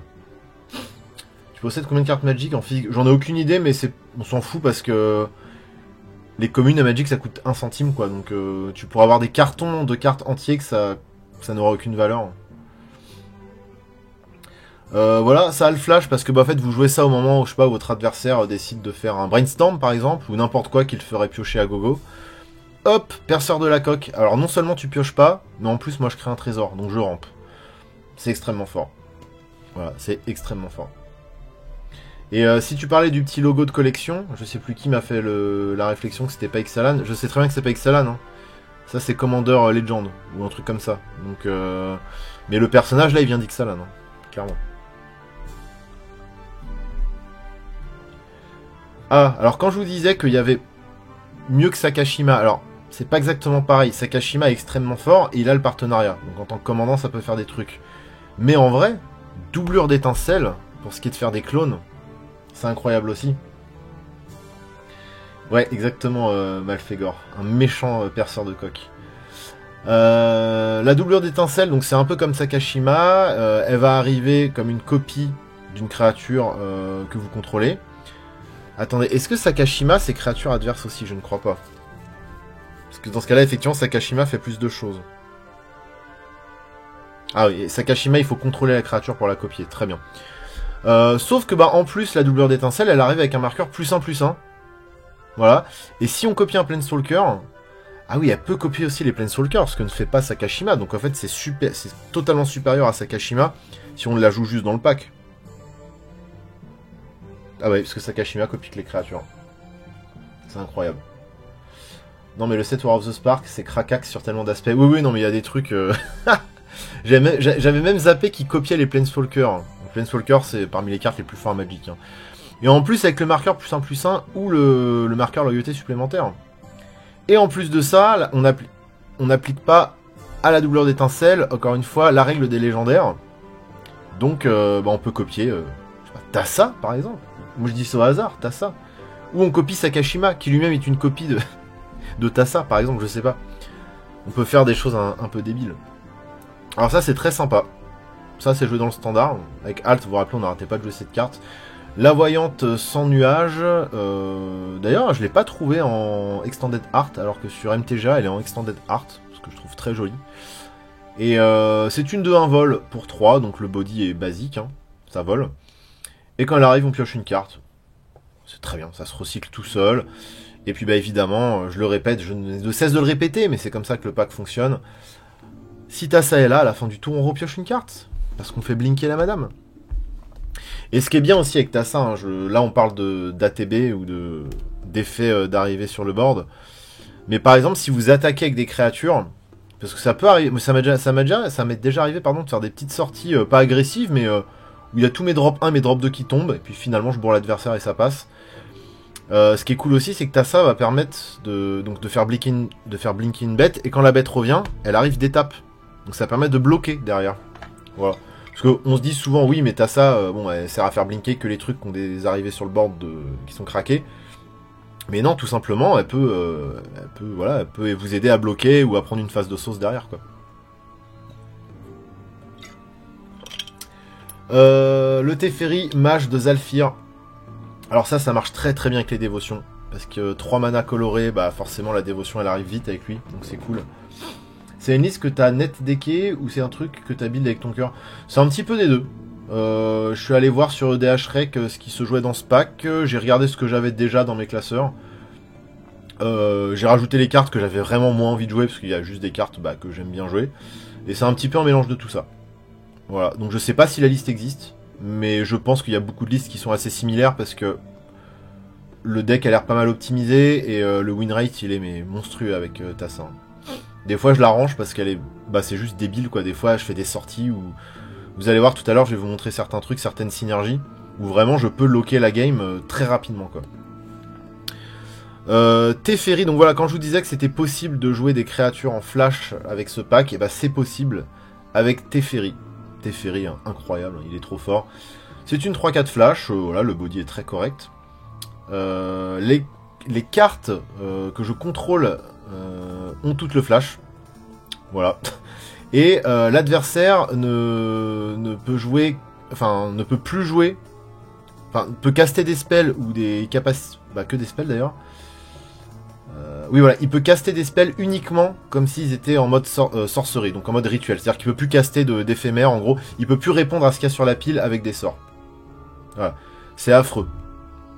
Et dans un combat par exemple un peu miroir, où en face t'as un deck un peu contrôle, c'est horrible parce que le mec en face il peut plus contrer, il peut plus répondre à tes sorts, il peut plus jouer d'éphémère à la fin de ton tour par exemple s'il a gardé du mana d'étape. Il doit tout jouer en main phase, donc c'est horrible. Voilà. Et en gros, le mec ne joue plus à Magic. La carte a dit, votre adversaire ne joue plus à Magic, et vous, toutes vos cartes, vous pouvez les jouer comme si c'était des éphémères. C'est très fort.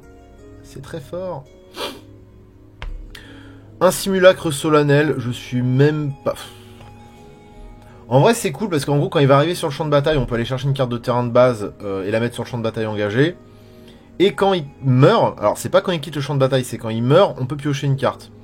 Donc finalement ça match pas hyper bien avec Tassa, à part qu'on va aller trier, on va aller épurer un petit peu le pack des Basic Land. Ouais, parce que c'est que terrain de base. C'est une 2-2 pour 4, c'est voilà, pareil c'est le genre de carte, bon ça va bloquer quoi, c'est un mec qu'on va envoyer se faire casser la gueule pour ensuite piocher. Mais là, vu comme ça, en fait, bon, c'est sympa parce que voilà, ça permet d'aller chercher s'il nous manque quelques landes pour les hautes curves. Ça trie aussi forcément le deck parce que on va épurer les îles. Mais voilà, c'est sympa. C'est une carte qui est très jouée en format Commander. Hein, mais pareil, ça c'est le genre de carte, je me dis peut-être éventuellement la remplacer par un truc qui fait piocher ou voilà. Mais elle est là. Elle est là probablement parce que je l'avais dans ma collecte. Ça c'est costaud. C'est costaud et en plus ça fait partie des kills du pack. Parce que pour 5 c'est une 5-5 vol. Donc c'est un très très bon body avec une capa d'évasion, donc ça on prend. Quand il arrive sur le champ de bataille, on pioche 3 cartes et on met ensuite 2 cartes de notre main au-dessus de la bibliothèque dans l'ordre de notre choix. Ça fait ce qu'on appelle un peu du quality draw. J'aurais bien aimé qu'on ait eu le choix de pouvoir mettre les cartes en dessous. Par exemple s'il y a des landes qu'on veut pas ou des trucs qui nous servent pas. Là le problème c'est qu'on va les repiocher derrière, donc c'est un peu chiant. Après voilà, hein, c'est pas non plus pareil. Ça c'est le genre de carte, c'est cool mais... Je me dis que je pourrais la remplacer éventuellement. Ouais, l'illustration est juste trop belle. Hein. Clairement, là, on est sur de la jolie carte, encore une fois.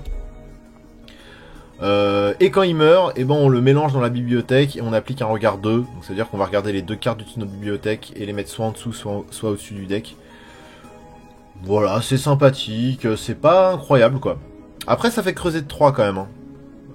Ça peut nous sortir de certaines situations. Non, je joue pas la Sphinge, non.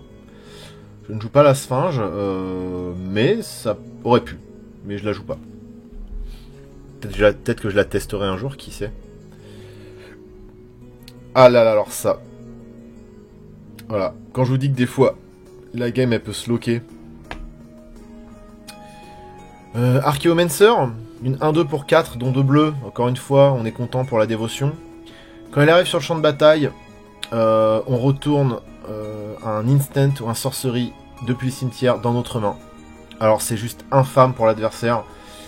Et en fait, il peut arriver tour 3 en fait. Il peut arriver tour 3 parce que j'ai de quoi le poser tour 3. Imaginez un petit peu la situation. Et là c'est vraiment... Alors moi ça m'est déjà arrivé plusieurs fois de faire des sorties comme ça et l'adversaire il fait vraiment la gueule. Mana Drain. Un des contre-sorts les plus forts de Magic avec Force of Will. Personne n'en disconviendra. Tour 2, vous contrez le sort de l'adversaire, n'importe quoi, un elfe qui lui ferait ramper, un tuto, bref, j'en sais rien. Il joue un sort tour 2, ou pendant son tour 1. Bah non, du coup pendant son tour 2. Vous lui contrez la gueule avec un Mana Drain. Voilà, donc il est deg, hein, forcément. En plus de ça, vous aspirez son mana. Donc du coup, vous avez du mana en plus pour ramper le tour d'après, par exemple pour poser Tassa. Moi je dis ça, je dis rien, pour poser Tassa par exemple. Ou non, l'Archaeomancer. L'Archaeomancer arrive, vous remontez Mana Drain. Vous avez Mana Drain en main. Et en fait, bah, vous faites ça à tous les tours. Et en fait, tous les tours, vous avez Mana Drain en main. Et en plus, bah, vu que vous aspirez le mana de ces sorts, bah... Voilà, vous pouvez jouer des sorts derrière. Garder 2 mana up pour... garder toujours 2 heal up pour pouvoir jouer votre Mana Drain. C'est horrible. En fait, quand l'adversaire il voit ça, il est blasé. Il sait même pas quoi jouer, en fait. S'il sait qu'il va se faire contrer la gueule. Donc c'est infâme. Je déco, mais c'est cool Maxwell, tout ça. Merci pour cette deck tech, bisous tout le monde. Ah bah trop bien, si t'as kiffé. À la prochaine, Guibod. Alors, moi je le joue principalement, Tassa, je la joue principalement en commandeur 1v1. Je l'ai plus ou moins build pour du 1v1. Mais le truc c'est qu'en 1v1, elle est vraiment pétée. La situation que je viens de vous décrire là, ça arrive très souvent. On peut la faire aussi avec Force of Will. Hein. Ça on peut le faire avec Force of Will. C'est infâme. Et du coup voilà. L'adversaire ne joue plus en fait, tout simplement. Parce que Mana Drain c'est turbo banni en duel commander. Sérieux? Mana Drain c'est banni en duel? Ah. Bah oui, parce que c'est trop fort en même temps. Ah, c'est trop fort.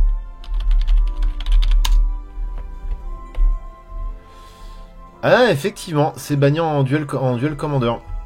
Et bah c'est pas grave. Et bah, tu sais quoi, je la remplace par un... Parce qu'il y a des contre-sorts à deux que je joue pas. Hein. Il y a des contre-sorts, il y a plein de contre-sorts à deux que je joue pas, donc bon bah, t'as bien fait de me le dire. Alors le truc c'est que, effectivement, sachant que Tassa c'est extrêmement fort en duel commander, je vais la sortir maintenant en multi. Mais il va falloir que je pense à virer la Mana Drain du coup. Après Force of Will c'est pas ban quand même en 1v1. Ça me ferait mal. Non, Force of Will, c'est... Bon bah, tu le fais avec une Force of Will, hein, c'est limite plus fort. Hein. C'est gratuit. Force of Will, c'est gratuit, donc voilà. Mais bref, c'est extrêmement fort. Voilà, pour former ce setup, on n'a pas forcément besoin de Mana Drain. Hein. Même un contre-sort normal, ça marche aussi. Voilà. À part qu'on va... Force of Négation en 1v1, c'est... Ah ouais, c'est banni aussi, Force of Négation. Oula, bah on va ranger quelques cartes, je pense. Il va falloir adapter en 1v1. Putain, mon adversaire qui s'est pris des choses infâmes. Ah non, pas du tout. Ok, d'accord. Bon bah, Force of Négation est joué aussi, hein, bien évidemment. Parce que c'est gratuit, et les contre-sorts gratuits, on prend. Voilà, bon, Archaeomancer, peu importe le contre-sort. Vous avez un contre-sort au cimetière, que ce soit Mana Drain ou un autre. Je disais, Force of Negation, c'est un staple. Ah d'accord, ok. Ah oui, c'est un staple. Ok, d'accord. Je croyais que tu disais que c'était banni. Pardon, excuse-moi. J'avais pas tout lu. Merci à Dim pour les précisions. Voilà, oui, donc je me répète pour la 10e fois, Archaeomancer, une fois que c'est là et qu'il y a un contre-sort au cimetière. C'est infâme pour le mec qui est en face. Voilà. Le Watcher for Tomorrow, pour 2, c'est une 2-1. Il a le Hideaway, donc cachette, ça veut dire qu'on va... quand il arrive sur le champ de bataille, on va regarder les 4 cartes du dessus de la bibliothèque, et on va en cacher une sous lui. De cette façon. Voilà. Et quand il quitte le champ de bataille, et ben cette carte arrive dans notre main. Donc ce qui est cool, c'est qu'en fait, lui, on va le faire blinker. Et ça va être un genre de draw virtuel. C'est-à-dire qu'il va arriver, on va foutre la carte, fin du tour, on le fait blinker avec Tassa, la carte arrive dans notre main, et vu qu'il revient sur le champ de bataille, hop, on en remet une autre en dessous. Il y a une petite boucle sympa, comme ça. Ça permet de faire du card advantage, c'est tout. Voilà, pour 2, on fait du card advantage, on prend. Hein. On prend, et ce, à tous les tours. Une mimique de Mirlac, alors ça, c'est sympa, ça m'a déjà sorti de pas mal de situations. Parce que elle aussi, c'est un clone, donc elle arrive comme une copie d'une créature qui est sur le champ de bataille, mais qu'on contrôle. Donc c'est souvent ça. Sauf que c'est un gredin en plus de ça. Et si jamais on est un petit peu à court de mana, et qu'on a ça dans la main, et qu'on n'a rien à copier, parce qu'on n'a pas de mana, donc on n'a pas posé de créature, et bah de l'autre côté, c'est un land. Voilà. D'ailleurs, c'est mignon, parce que c'est un land, vous voyez, qui a un délire de reflet, encore une fois. Il y a tout un délire autour du reflet. Étant donné que... Donc elle, c'est une mimique qui copie ses petits camarades. Et ça, c'est un terrain qui copie je ne sais quoi, mais en tout cas qui fait du mana. Bon, ça arrive engagé, parce que sinon ce serait trop pété. Pouvoir jouer une copie, pouvoir jouer un clone au recto et au verso, pouvoir jouer un land d'étape, ce serait quand même très fort, je pense. Donc c'est normal qu'il y a le petit downgrade de... Ah, c'est moins bien qu'une île, quoi. C'est même pas une île, en plus ça arrive taper. Dans ce pack, une carte extrêmement forte. Et même de toute façon, tu joues mono bleu, tu joues Gadwick. Voilà. Pour la dévotion, c'est très très fort. Je vous rappelle que moi, je joue beaucoup de cartes avec la dévotion. Pour pouvoir animer mes Tassa, par exemple, bah, c'est très fort. Parce qu'on a direct 3 de dévotion en plus. C'est une 3-3. Il coûte 3 plus X. C'est-à-dire que quand il arrive sur le champ de bataille, je sais pas, vous le jouez pour 6. Bah, vous allez piocher 3 cartes. Voilà, donc ça fait du card advantage de port. Et en plus de ça, une fois qu'il est sur le board, dès qu'on joue un sort bleu, on engage un permanent en face. Donc c'est extrêmement fort. On ne joue que des sorts bleus, bien évidemment. Donc bah, ça permet de passer les défenses adverses. Quand on casse des sorts, des instants, ou qu'on joue nos créatures en flash, avant une phase d'attaque de notre adversaire, et bah, ça lui permet d'engager ses créatures, et du coup, lui, il peut pas attaquer. Gadwick, une fois que c'est installé, c'est très fort. C'est très très fort. Et puis bah, il est magnifique en Extended Art. Qu'est-ce que vous en pensez? Moi, je le trouve très beau. C'est un humain sorcier. Oh, alors ça, c'est infâme. Ça, c'est infâme. Alors, chose que je n'ai pas expliqué pour les clones, mais qui marche aussi, du coup, avec le Tower of Temptation. Donc, c'est une 2-2 pour 4 qui vole. C'est très correct. Quand il arrive sur le champ de bataille, on prend le contrôle d'une créature ciblée. Et merci beaucoup, Volcat, pour le 2e mois. Merci pour ton Prime. Je suis pas un expert de MTG, mais le Prime pour la passion et la musique. Et bah, c'est très gentil à toi. Merci beaucoup. Donc c'est incroyable, je sais pas, le mec pose son kill, le mec pose son commandeur. Le mec pose son commandant. Je te vole ton commandant pour 4, tu vas faire quoi? Alors le problème c'est qu'effectivement, une fois que lui il quitte le champ de bataille, encore heureux, l'adversaire... C'est McKinnon à l'illustration, exactement, incroyable. C'est McKinnon qui a dessiné le plus beau marin de Magic, il faut le dire aussi. Donc il récupère effectivement le contrôle de sa créature, ce qui est normal, faut pas déconner. Mais, petite situation... Voilà, je vous explique un peu la situation. Vous avez Tassa qui est sur le board, et vous avez votre Tower of Temptation. Elle est où Tassa? Je sais pas où est Tassa. Où tu es Tassa? Où tu te caches? Tassa, elle s'est enfuie. J'ai pas beaucoup de contrôle sur Tassa, c'est un peu embêtant. C'est elle tout à l'heure hein, qui a fait blinker le stream sans que je lui demande. C'est un peu dommage. Bon, vous l'avez sur le côté de toute façon, donc voilà, vous avez les effets de Tassa. J'ai vraiment perdu Tassa, c'est incroyable. Ah non, elle est là. Voilà, vous avez votre Tassa. Et je sais pas, vous piquez à votre adversaire, je sais pas, une créature qui vous casse les couilles, un mage qui fait looter, un elfe qui fait du mana. Bref, tour 4. Mais le problème c'est que le mec derrière, il va poser des créatures de plus en plus fortes. Bah c'est pas grave. Avec Tassa, vous faites blinker le Tower of Mage, vous lui rendez sa créature, Tower of Mage arrive sur le champ de bataille, et vous lui piquez une autre créature. C'est correct qu'à chaque fois que le mec il pose une créature plus forte, bah vous lui volez. Grâce à Tassa, et grâce au blink. Donc Tower of Temptation, ça m'a fait des games aussi, genre... C'est trop fort. Et en plus, en termes d'illustration, ça se place là. Voilà. Ah, ça c'est bien. Alors ça c'est une carte pareil que je jouais pas, mais que j'aimais bien voir se résoudre. Bon, ça me faisait toujours un peu mal, mais quand c'était joué en face, c'est que ça se résolvait, c'était assez joli. La championne d'esprit, pour 3, c'est une 2-1, elle nous vient d'Amonkhet. Et elle vient du plan Amonkhet. Et quand elle arrive sur le champ de bataille, on peut piocher un nombre de cartes égal à sa force. Donc on va piocher 2 pour 3, piocher 2, et en plus avoir un corps de 1 sur le board, c'est très fort. Par contre, si on fait ainsi, on doit défausser de 2 cartes. Donc en fait, ça fait looter. Mais c'est pas... Oups là, le rototo, excusez-moi. Mais c'est pas grave, parce que bah on va chercher ce dont on a besoin. Et puis on met au cimetière ce qu'on veut pas ou ce qu'on veut réanimer plus tard. Parce qu'à Magic, on peut réanimer des choses. Et puis de toute façon, nous on s'en fout, parce qu'on a des cartes qui permettent d'aller chercher nos instants et nos sorceries dans le cimetière. Donc c'est pas grave, on se dit voilà, je vais mettre mon petit blink au cimetière, mon petit contre-sort au cimetière. J'irai le récupérer avec, par exemple, hein, un Archaeomancer. Donc ça, c'est pas grave du tout. De mettre des cartes au cimetière, c'est pas grave. Voilà. Et en plus de ça, bah, l'éternalisation, ça veut dire qu'une fois qu'elle est au cimetière, on peut payer 7. Alors ça m'est jamais arrivé, c'est très cher. Et elle revient sous forme de momie. Voilà, donc il y a le token. Elle revient sous forme de momie, et c'est un token 4-4. Voilà, donc ce qui est cool, c'est quand elle revient, on pioche 4 cartes et on défausse 2. Et à nous le card advantage. Voilà. Donc c'est très beau. C'est très beau, championne d'esprit, ça fait le taf dans ce pack, et évidemment on peut la faire blinker pour repiocher 2, etc. Vous connaissez la chanson, évidemment ne faites pas blinker le token, parce qu'un token qui quitte le champ de bataille, c'est un token qui n'existe plus. Voilà. Et là, on arrive aux instants, donc aux éphémères, et aux rituels. Et vous allez voir que le pack, il est quand même pas mal orienté contrôle. Alors j'ai pas trié, hein, on va y avoir un peu de tout. J'ai pas fait les contresorts et les piocheurs et les machins, et voilà, c'est dans le désordre. Le snap. Voilà, le snap. On peut retourner une créature dans la main de son propriétaire, donc ça peut sauver une de nos bêtes. On peut même récupérer une de nos cartes pour la reposer derrière, ce qui fait qu'elle refait sa capacité d'arriver sur le champ de bataille, donc c'est tout bénef, hein, surtout qu'on a que ça dans le pack. L'adversaire qui nous bourre avec une grosse créature, bam, on lui retourne dans sa main. Et en plus de ça, on détape 2 landes. Donc peu importe le moment où vous la jouez, même pendant le tour de l'adversaire, pendant une phase d'attaque par exemple, si le mec derrière, il veut rejouer sa créature que vous l'avez remise dans sa main, je sais pas, son Gargaros, encore une fois je dis ça parce qu'en ce moment cette carte, bon voilà, ça me paraît très fort. Le mec veut le rejouer pour 5, mais il va se dire, putain est-ce que je le repose ou pas, il a quand même 2 îles d'étape là, tous ses contresorts coûtent 2, bon... je vais peut-être pas le rejouer tout de suite quoi. Ou alors je le rejoue et puis tant pis, je m'empale dans son contresort. Et c'est souvent comme ça que ça se passe. Donc Snap c'est cool, on aime bien.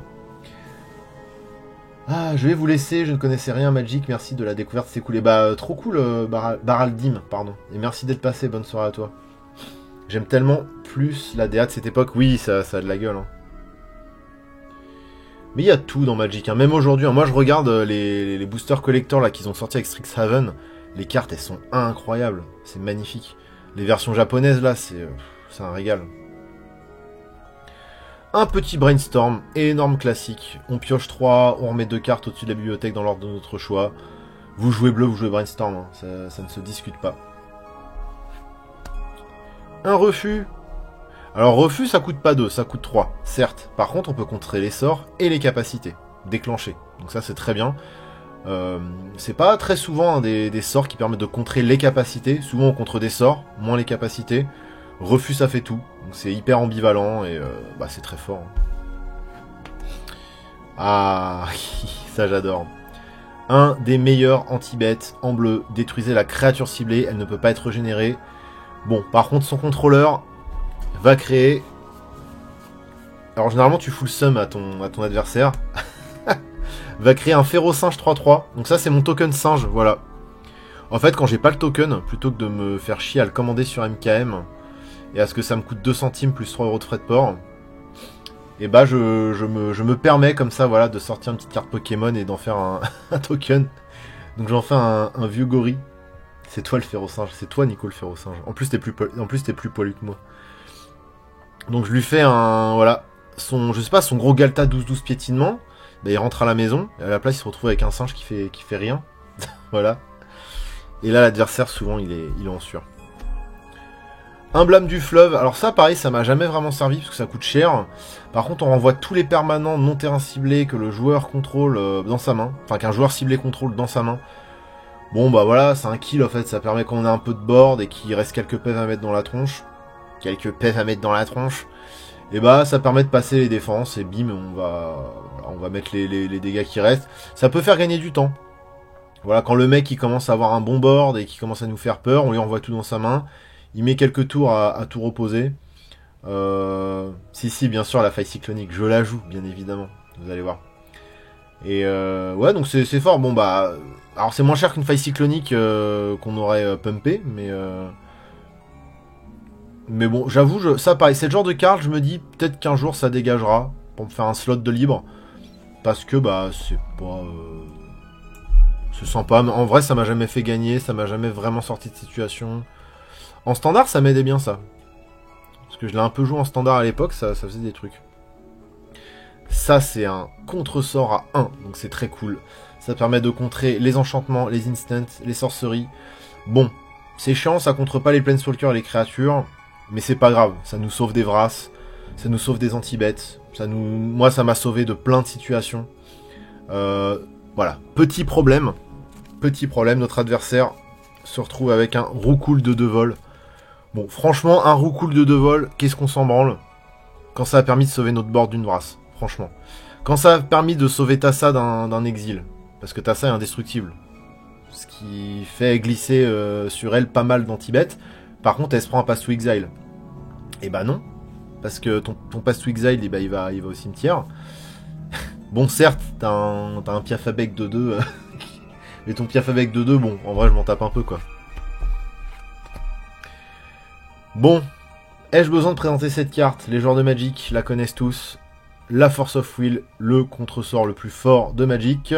Nico, j'espère que tu te souviens du jour où j'ai ouvert cette carte chez toi. J'ai ouvert cette carte, j'étais chez Napinap. J'étais très heureux, je sautais de joie partout. C'est une carte voilà, qui est pas facile à récupérer dans Magic. J'ai eu la chance d'en ouvrir 2 dans ma vie des Force of Will. Une en invocation, vous connaissez l'anecdote que j'ai pliée. Et une dans c'était quel c'était Eternal Master, il me semble, hein, Force of Will à l'époque. Voilà, j'ai ouvert une Force of Will dans un booster Eternal Master, improbable, hein. Ça vaut très très cher, c'est très dur à récupérer et j'ai eu la chance de les ouvrir, donc bah je les joue forcément. C'est un contresort gratuit, à condition qu'on paye 1 point de vie et qu'on se défausse d'une carte bleue, mais bon, franchement, voilà, t'es full tap, et en plus ce qui est horrible c'est qu'une fois que ton adversaire a vu que tu jouais Force of Will, eh ben, il ose plus rien jouer. C'est-à-dire que même si t'es full tap, tu peux te permettre de te full tap parce que l'adversaire va toujours tourner autour d'une Force of Will et il va toujours douter, et du coup il va pas jouer pareil. Donc c'est cool en fait. En fait, rien que par l'existence de cette carte, même si tu la joues pas, même si tu l'as pas en main, et bah Force of Will ça fait peur et les gens tournent autour et voilà. Bon sinon on peut la hardcast en payant 5. Hein. Ça arrive parfois, ça peut arriver. Histoire de pas se prendre la brûlure et de pas avoir à se défausser, mais voilà, le meilleur contresort de Magic, incroyable. Et alors là, encore une fois, je vous rappelle la synergie magique avec notre ami l'Archaeomancer. T'as Force of Will dans le cimetière et Archaeomancer sur le board avec Tassa. Bah c'est l'enfer. Hein. C'est-à-dire que t'as tout le temps une Force of Will. C'est-à-dire que t'as toujours un contresort potentiel qui est là pour... la brûlure, le dégât, pardon, c'est pas une brûlure, c'est le... En fait tu te prends un PEF quand tu joues Force of Will gratuitement. En fait c'est pas vraiment gratuit parce que tu payes en points de vie quoi. Tu payes un point de vie. Mais bon c'est extrêmement fort quoi. C'est le contresort ultime de Magic. Sommeil. Bon, alors c'est pareil, sommeil, ça m'a jamais fait vraiment gagner. C'est le genre de carte qui permet de gagner du temps si en face ça bourre pas mal. Ça permet de passer les défenses adverses quand on a un peu de board. Ça m'est déjà arrivé de faire une sortie moitié aggro. C'est-à-dire que je sortais pas de gros sorts, je sortais pas spécialement mes contre-sorts et tout ce qui synergise un peu avec Tassa. Mais par contre, je posais des créatures. À chaque tour, je posais 1 ou 2 créatures. Bizarrement, ça ronflait un petit peu en face, ce qui fait que j'ai fait, voilà, finalement j'ai aggro. En face, ça commence à faire du board, je fais merde, j'aurais pas la reach, ça va pas passer, et puis bah, de toute façon mon deck n'est pas fait pour ça, et là, je top deck sommeil, bam, tu mets les derniers PEV. Donc sommeil, des fois ça marche, ça peut faire gagner du temps, mais pareil, c'est le genre de carte où je me dis, si un jour il y a une carte qui sort et qui synergise bien avec Tassa, bah je pourrais peut-être virer sommeil, voilà. De mon temps, les counterspells, c'était 2 mana bleus. Mais c'est toujours 2 mana bleus. Hein. C'est toujours 2 mana bleus. Bon, on va de nouveau switcher sur une des cartes les plus fortes de Magic. Zbeb, Cryptic Command. C'est une carte qui fait absolument tout. C'est la carte bleue par excellence. Ça se joue en instant. Alors moi, c'est un art alternatif, hein, qui est magnifique, je trouve. en full art. Ça a 4 capacités différentes, enfin ça a 4 effets différents. Soit vous contrez le sort ciblé, pour 4, soit vous renvoyez le permanent ciblé dans la main de son propriétaire, donc le bounce, soit vous engagez toutes les créatures d'autres adversaires, donc le sommeil, soit vous piochez une carte. Donc c'est tout ce que fait le bleu, et parmi toutes ces possibilités, on peut en choisir 2. Bon bah une fois que t'as ça en main et que t'as du mana d'étape, t'as peur de rien. Voilà, t'as peur de rien, même si l'adversaire joue pas de sort, bah fin de tour, tu pioches, tu lui engages ses créatures pour ensuite attaquer derrière. Fin de tour, tu lui renvoies un permanent dans sa main et tu pioches une carte. Enfin bref, c'est... Tu filmes avec quoi ton jeu avec mon portable? Je filme les cartes avec mon portable. Donc c'est, voilà, Cryptic Command, c'est la carte bleue par excellence, ça fait tout. C'est magique. C'est une carte magnifique, c'est la carte bleue par excellence. Une carte incroyablement forte, encore une fois, qui est arrivée récemment dans Magic et qui a pris dans la gueule niveau cote, là, c'est impressionnant. Force of Négation. La carte, je la trouve pas très jolie en soi. En revanche, qu'est-ce que c'est fort. Pour 3, on va contrer le sort non-créature. Et si on fait ainsi, on le met à l'exil. C'est-à-dire que le sort ne va pas au cimetière. Vous savez que c'est très facile de ramener des sorts du cimetière dans Magic, si on joue les bonnes couleurs. Là, c'est exilé, donc on est sûr que ça revient pas. Mais en plus de ça, si on veut pas payer 3, et bah le sort est gratuit. Si on le joue pendant le sort de l'adversaire, pendant le tour de l'adversaire, pardon. Ah non. Attendez. Oui, c'est ça, oui. Si c'est pendant le tour de l'adversaire, on le joue gratuitement. On joue gratuitement. Voilà. Genre, tiens, je sais pas, non, mais n'importe quoi, en fait, quoi. Une Vrasse, un anti-bête, bah, tout ce qui est non-créature, en fait. Un Planeswalker, je sais pas. Bon, faut exiler une carte bleue, comme d'hab, mais... Ah non, oui, c'est non-créature, ouais, donc un Planeswalker, voilà. Donc c'est abusé. C'est abusé, c'est trop fort. Voilà. Quoi, je sais pas quoi dire de plus, les contre-sorts gratuits, j'ai même pas besoin de... Alors il y a des choses à dire sur cette carte. La Mystique Réflexion, oh, c'est magnifique, ça vient de Kaldheim. C'est une carte incroyable. En fait, j'ai découvert, plus je la joue, plus je découvre qu'elle fait tout, cette carte. Bon, je vous lis le texte. On choisit une créature non légendaire. Et la prochaine fois qu'une créature ou un Planeswalker devrait arriver sur le champ de bataille ce tour, cette créature arrive en tant que copie que la créature choisit. Alors on se dit, bah c'est cool parce qu'on peut copier nos bêtes qui font des effets sympas. Moi j'ai plein d'ATB qui font des trucs de ouf, donc bah voilà, je copie n'importe quoi qui fait de la value, qui boot une créature. Donc ça oui, ça marche, on peut le faire. On peut même copier une grosse bête, ça marche. Mais mieux que ça. Mieux que ça. Imaginez sur le board, vous avez, bah je sais pas, par exemple, ce Piafabek. Parce que vous avez contre un sort adverse. Ou même un, je sais pas, un... Bon, un Woospy, c'est sympa, mais ça fait pas non plus des choses incroyables. Bref, une créature qui est pas si forte que ça. Ou même peut-être même que votre adversaire a joué des créatures, des elfes par exemple, je sais pas, des trucs. Vraiment bon, ça fait avancer la game, mais c'est pas hyper fort. Et bah au moment où il joue son commandeur, bam, sur la pile, vous jouez Mystique Réflexion. Vous dites, bah en fait, ton commandeur là, il va arriver comme une copie de ce petit Piafabek de merde là. Tu vois, t'as Alela qui vole, qui a le contact mortel et le lien de vie et qui va donner plus 1 milliard à tout ce qui vole. Parce que ton pack il fonctionne comme ça, et bah non, ça va juste être un Piafabek qui ne fait plus rien. Et ça marche absolument avec tout, en fait. Donc en fait, cette carte, tu dis, bah c'est cool parce que je vais copier mes propres bêtes, tout ça, ça va faire des choses, mais non. En fait, c'est horrible. N'importe quelle grosse bête que va jouer ton, ton adversaire, et bah t'en fais un vieux caca. Et en plus de ça, ça a le Fortel. C'est-à-dire qu'on peut le jouer retourner pour 2, c'est ça. Comment ça marche déjà le Fortel? J'ai oublié. Bon, moi je le joue jamais en Fortel, mais ça peut marcher en Fortel. Attendez, je regarde Mystic Reflection. Je crois que Fortel, tu payes 3. Non, c'est ça. En fait, pendant notre tour, on peut payer 2, exiler cette carte, retourner, et ensuite le payer pour son... Donc en fait, ça coûte... En fait, virtuellement, ça peut éventuellement coûter 1 reflet mystique. Donc c'est extrêmement fort. En fait, genre, pour 2, on la pose retourner. Donc notre adversaire sait pas trop ce que c'est, hein, parce qu'il y a des cartes, il y a des capacités magiques qui permettent de jouer des cartes retournées. Bon, généralement, si vous jouez mono bleu et que vous êtes joué contre lui, il sait que c'est une Mystic Reflection. Et ensuite, pour 1, on le retourne et hop là. Voilà. Tiens, ton Corvold, c'est un Piafabek. Misdirection, c'est trop fort. Voilà. Et en fait, c'est vraiment... Au début, le wording, on est là, genre, ouais, ça fait des trucs, mais ça a l'air un peu tricky. Une fois que vous l'avez en main et que vous avez le mana pour la jouer... Je ne suis pas le Père Noël, mais je vais lui passer le mot. Hein? Vous avez entendu Siri, là?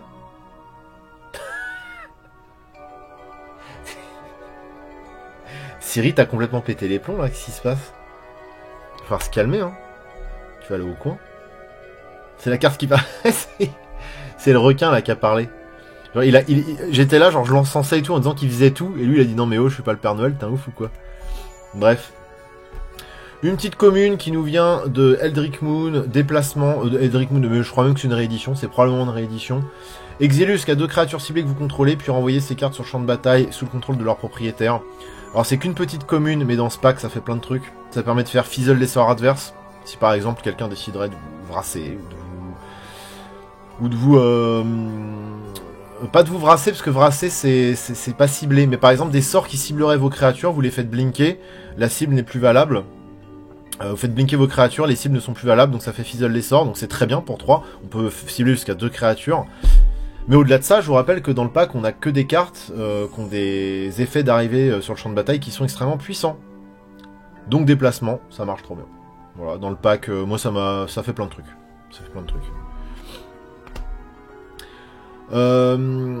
Aetherise pour 4 en instant, pareil. Alors ça, c'est toutes ces cartes un petit peu défensives que je vous ai montrées, que je trouve sympa, mais que je me dis, voilà, j'en joue peut-être un peu trop des cartes comme ça, et il faudrait que voilà, que j'en vire quelques-unes pour peut-être jouer d'autres contre-sorts, probablement d'autres contre-sorts. On retourne toutes les créatures attaquantes dans la main de l'adversaire. Voilà, ça peut sauver de certaines situations, ça peut faire gagner du temps. Ça a jamais fait grand-chose dans le pack, je vous avoue. Donc pareil, pourquoi pas virer peut-être un sommeil plus ça pour ajouter des contre-sorts ou à voir. À voir. Mais ça c'est pareil, c'est des trucs que j'avais en fait chez moi et que bon voilà, faut remplir les slots donc on les remplit quoi, mais bon bah Mana Drain, un des contre-sorts les plus forts de Magic, interdit en 1v1, donc je m'aperçois que le nombre de fois où mon adversaire en 1v1 s'est pris du Mana Drain dans la tronche, mais il ne méritait pas ça. Bon, ce sera remplacé par une essence scatter ou un truc du genre, je pense. Mana Drain, donc pour 2, on contre un sort, et en plus de ça, on récupère le mana de ce sort, c'est-à-dire que si c'est un sort qui coûte 5, on ajoute 5 mana dans notre pool au tour d'après. Si c'est un sort qui coûte 2, et ben on rajoute 2 mana dans notre pool au tour d'après, bref, c'est trop fort. C'est trop fort, trop fort. Le classique, et en plus j'ai fait exprès de prendre la version Tempête, parce que l'artwork est dingo. Vraiment à l'ancienne. Voilà, contrer le sort ciblé, hein. Qu'est-ce que vous voulez rajouter de plus? Rien, je pense.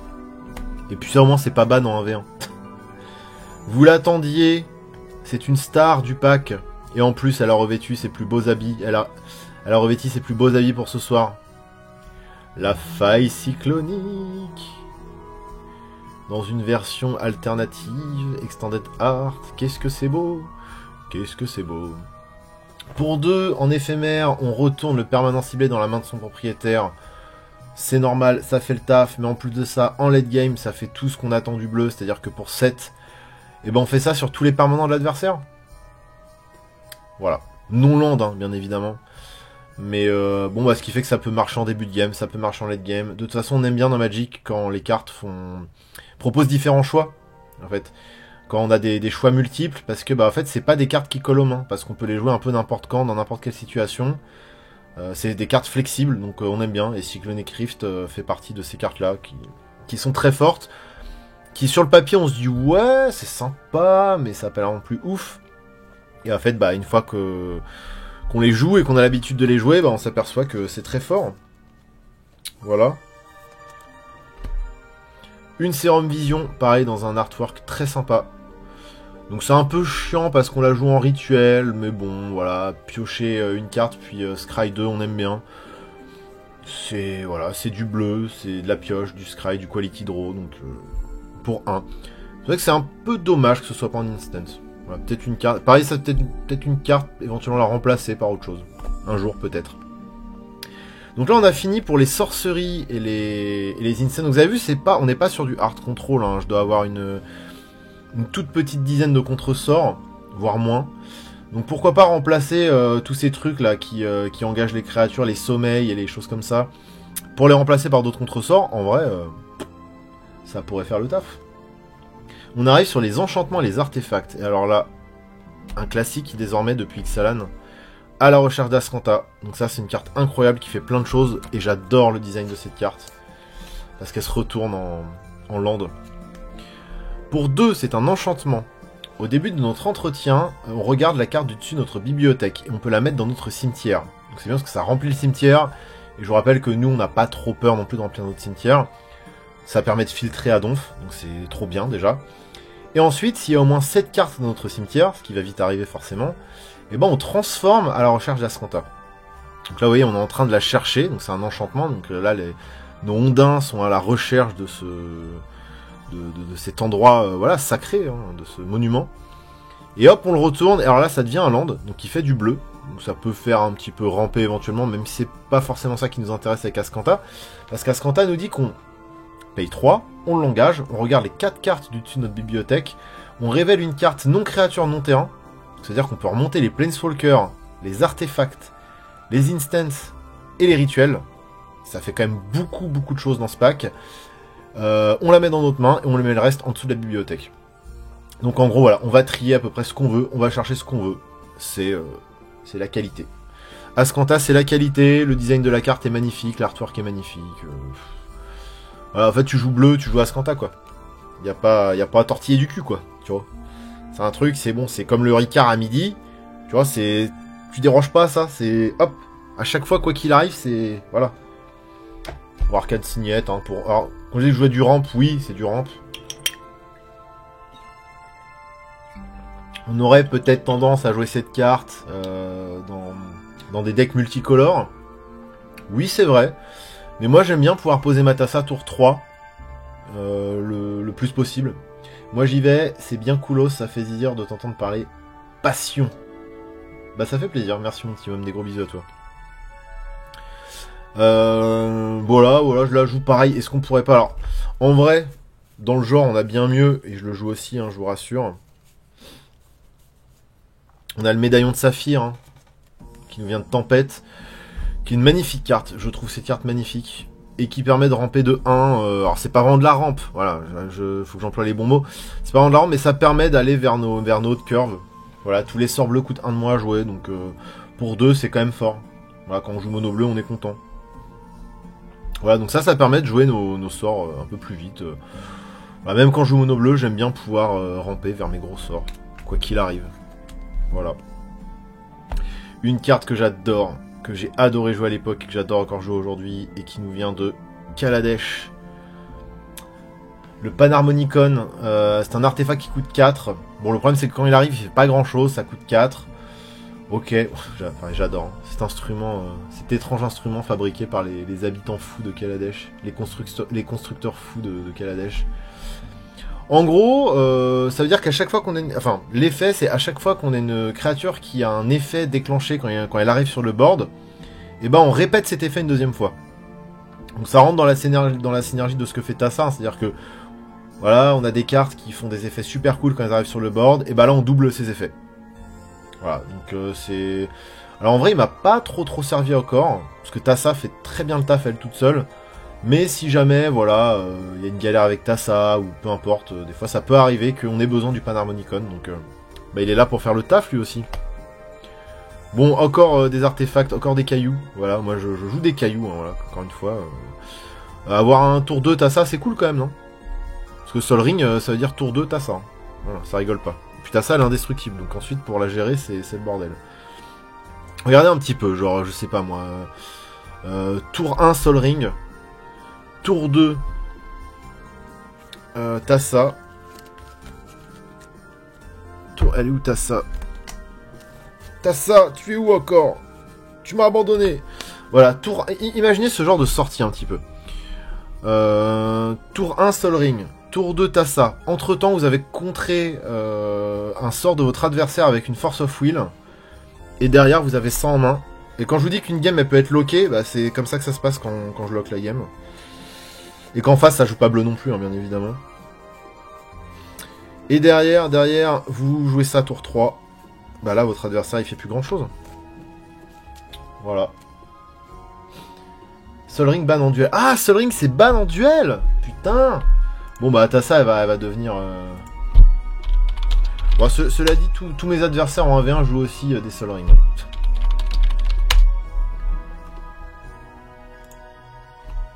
Hein, le petit bâtard, il est ban en 1v1.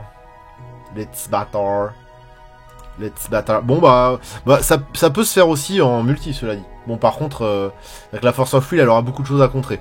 Donc ça marche moins bien. Bah oui, c'est craqué Sol Ring. Bon, bah deux cartes qu'il faudra plus que j'utilise en 1v1. Fait chier, c'est des bonnes cartes en plus. En enchantement, un des meilleurs anti-bêtes, je trouve, en bleu. Prisonnier de la lune pour 3. On peut enchanter une créature, un terrain ou un planeswalker. Le permanent enchanté a... engagez-le pour faire un mana incolore à votre réserve et perd tous les autres types de cartes et capacités. Non, je joue pas Hôtel du Panthéon. Attends, si. Tu parles du land? Non, je joue pas du tout Hôtel du Panthéon, pas du tout. C'est d'être un artefact ce dont tu parles, je pense. Je vois pas ce que c'est. Prisonnier de la... En fait, ce qui est trop bien avec Prisonnier de la Lune, c'est que bon, on va enchanter le commandant qui est en face, par exemple. C'est-à-dire que le mec va être obligé de tuer son commandant lui-même pour le retourner en zone de commande, ou de trouver un moyen de casser l'enchantement, sachant que il y a quand même plus de pet Arthos que de pet enchant. Enfin, c'est toujours compliqué de péter un enchant en commandeur. Alors, on a toujours des cartes qui permettent de le faire, mais bon, c'est une ou deux dans le pack, quoi. C'était quoi le truc de Dungeon Synth aquatique dont vous me parliez?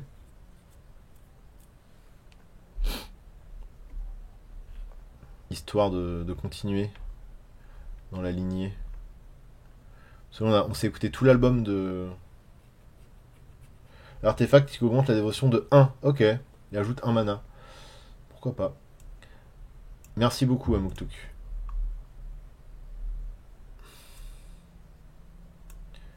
Putain, mais OBS, mais va mourir en vrai. D'où je peux pas copier-coller depuis OBS. C'est quand même dingue. Hein. Ça rend ouf. Serpent's Isle, ok. Putain, OBS, c'est vraiment à chier.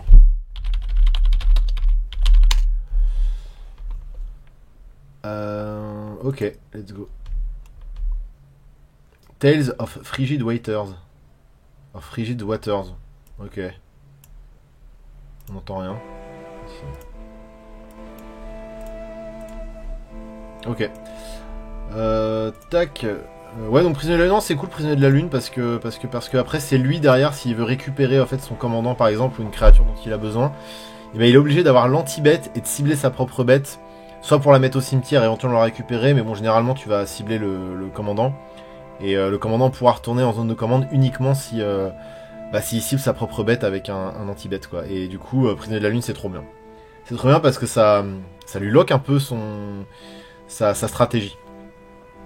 Parce que le truc, c'est que si tu cibles un commandant avec un Pass to Exile ou n'importe quel autre anti-bête, il le remet dans la zone de commande et il la rejoue derrière, quoi. Alors, Prisonnier de la Lune, bah, il est prisonnier, d'où le nom.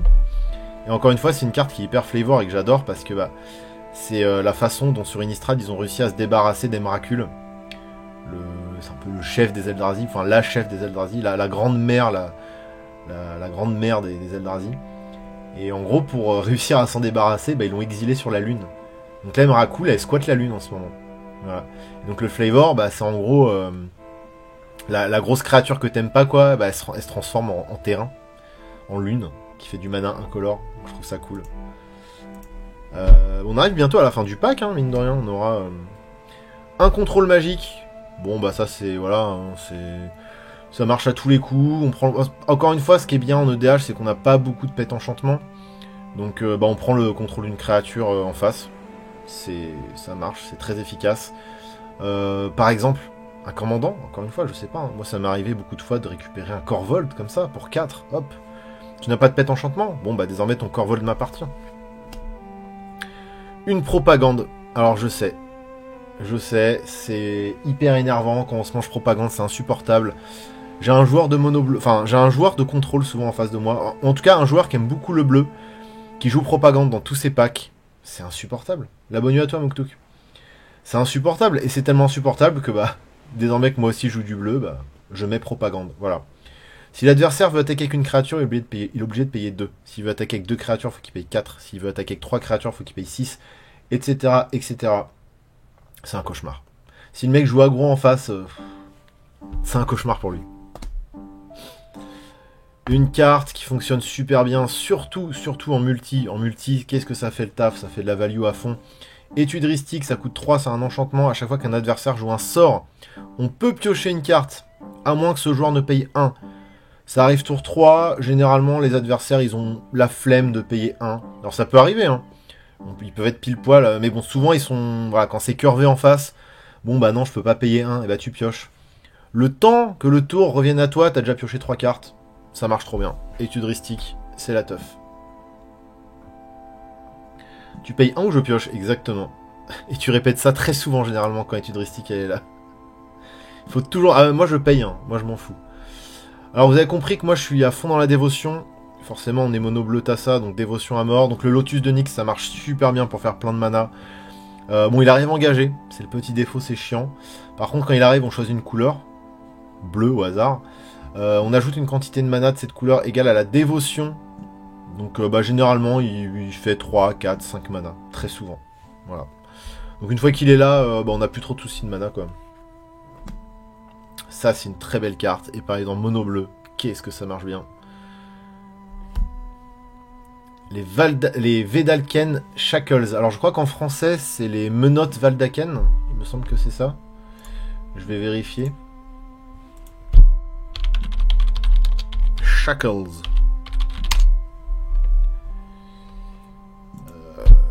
Vedalken. Oh, je sais jamais écrire Vedalken. Ah, mais il y en a 1 milliard. Mais Shackles, du coup. Ah, elle est là. Ah non, les fers Vedalken. Voilà, c'est les fers. C'est des fers, pardon. C'est pas vraiment des menottes, c'est des fers. Excusez-moi. Dans ce pack, c'est juste beaucoup trop fort, en fait. Ça coûte 3. Ensuite, on peut payer 2, l'engager. Et on gagne le contrôle d'une créature qui a une force égale ou inférieure au nombre d'îles qu'on contrôle. Bon, quand elle arrive, ça va être 3, mais très rapidement, 4, 5, 6, 7, et puis infini, pourquoi pas. Non, pas infini, mais bon, généralement, tout est ciblable, tout est très rapidement ciblable.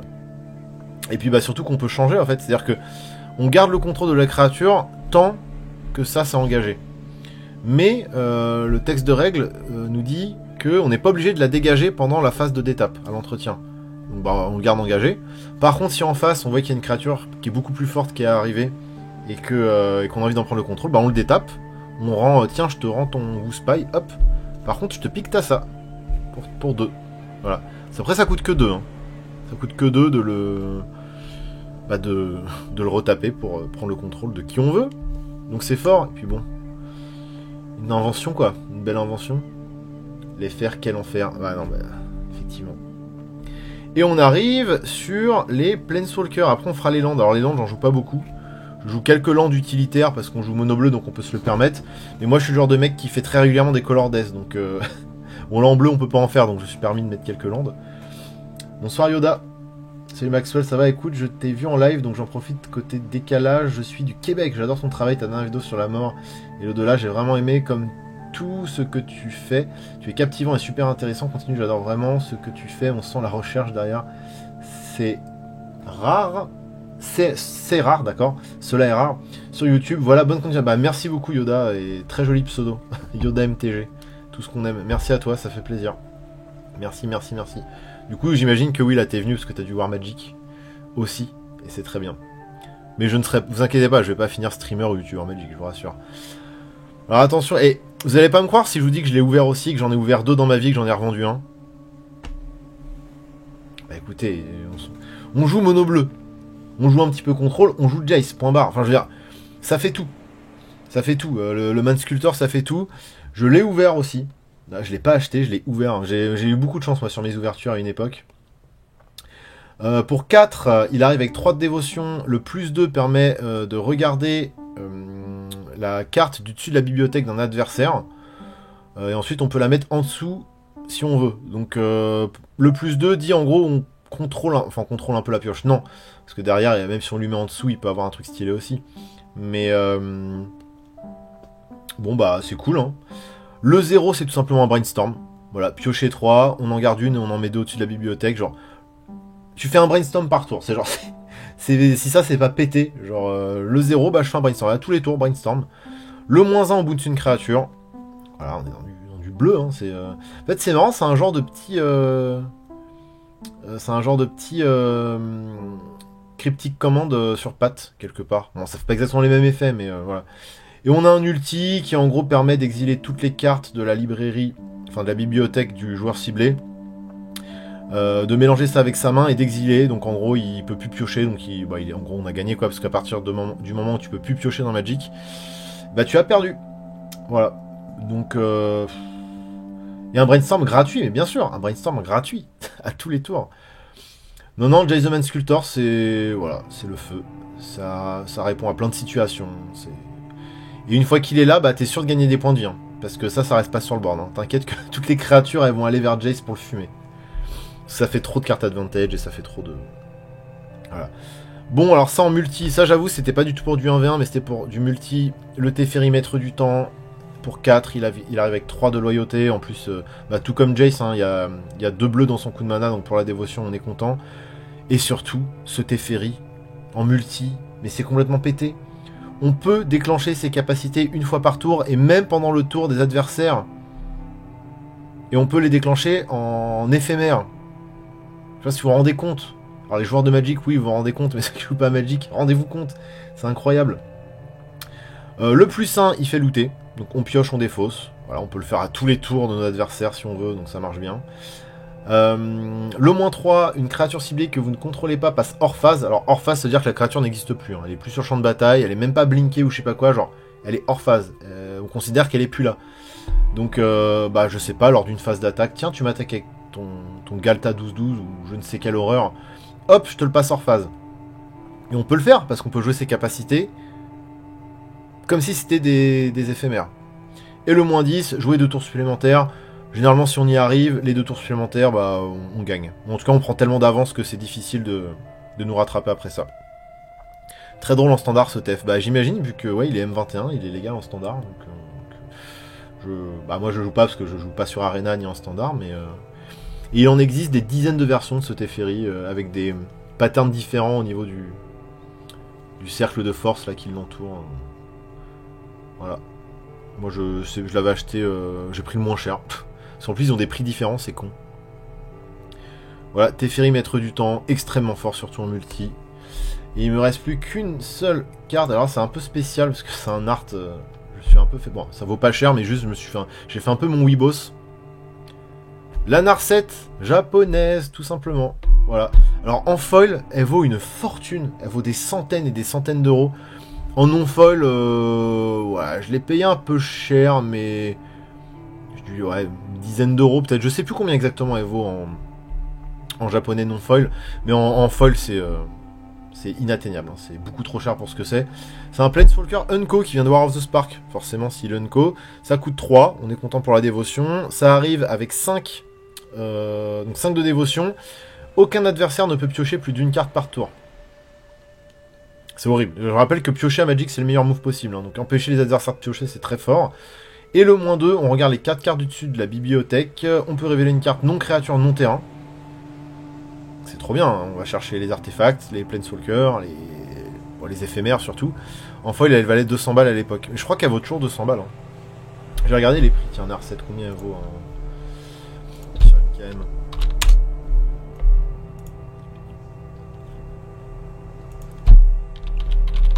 Narset.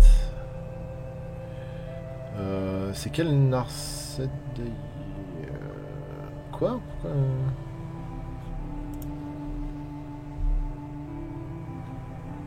tu fais ça?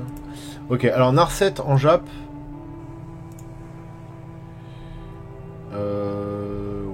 Oui. Ah, voilà. Donc moi je l'ai payé 7 balles. Voilà, je l'ai payé 7 balles. Et en foil, elle est à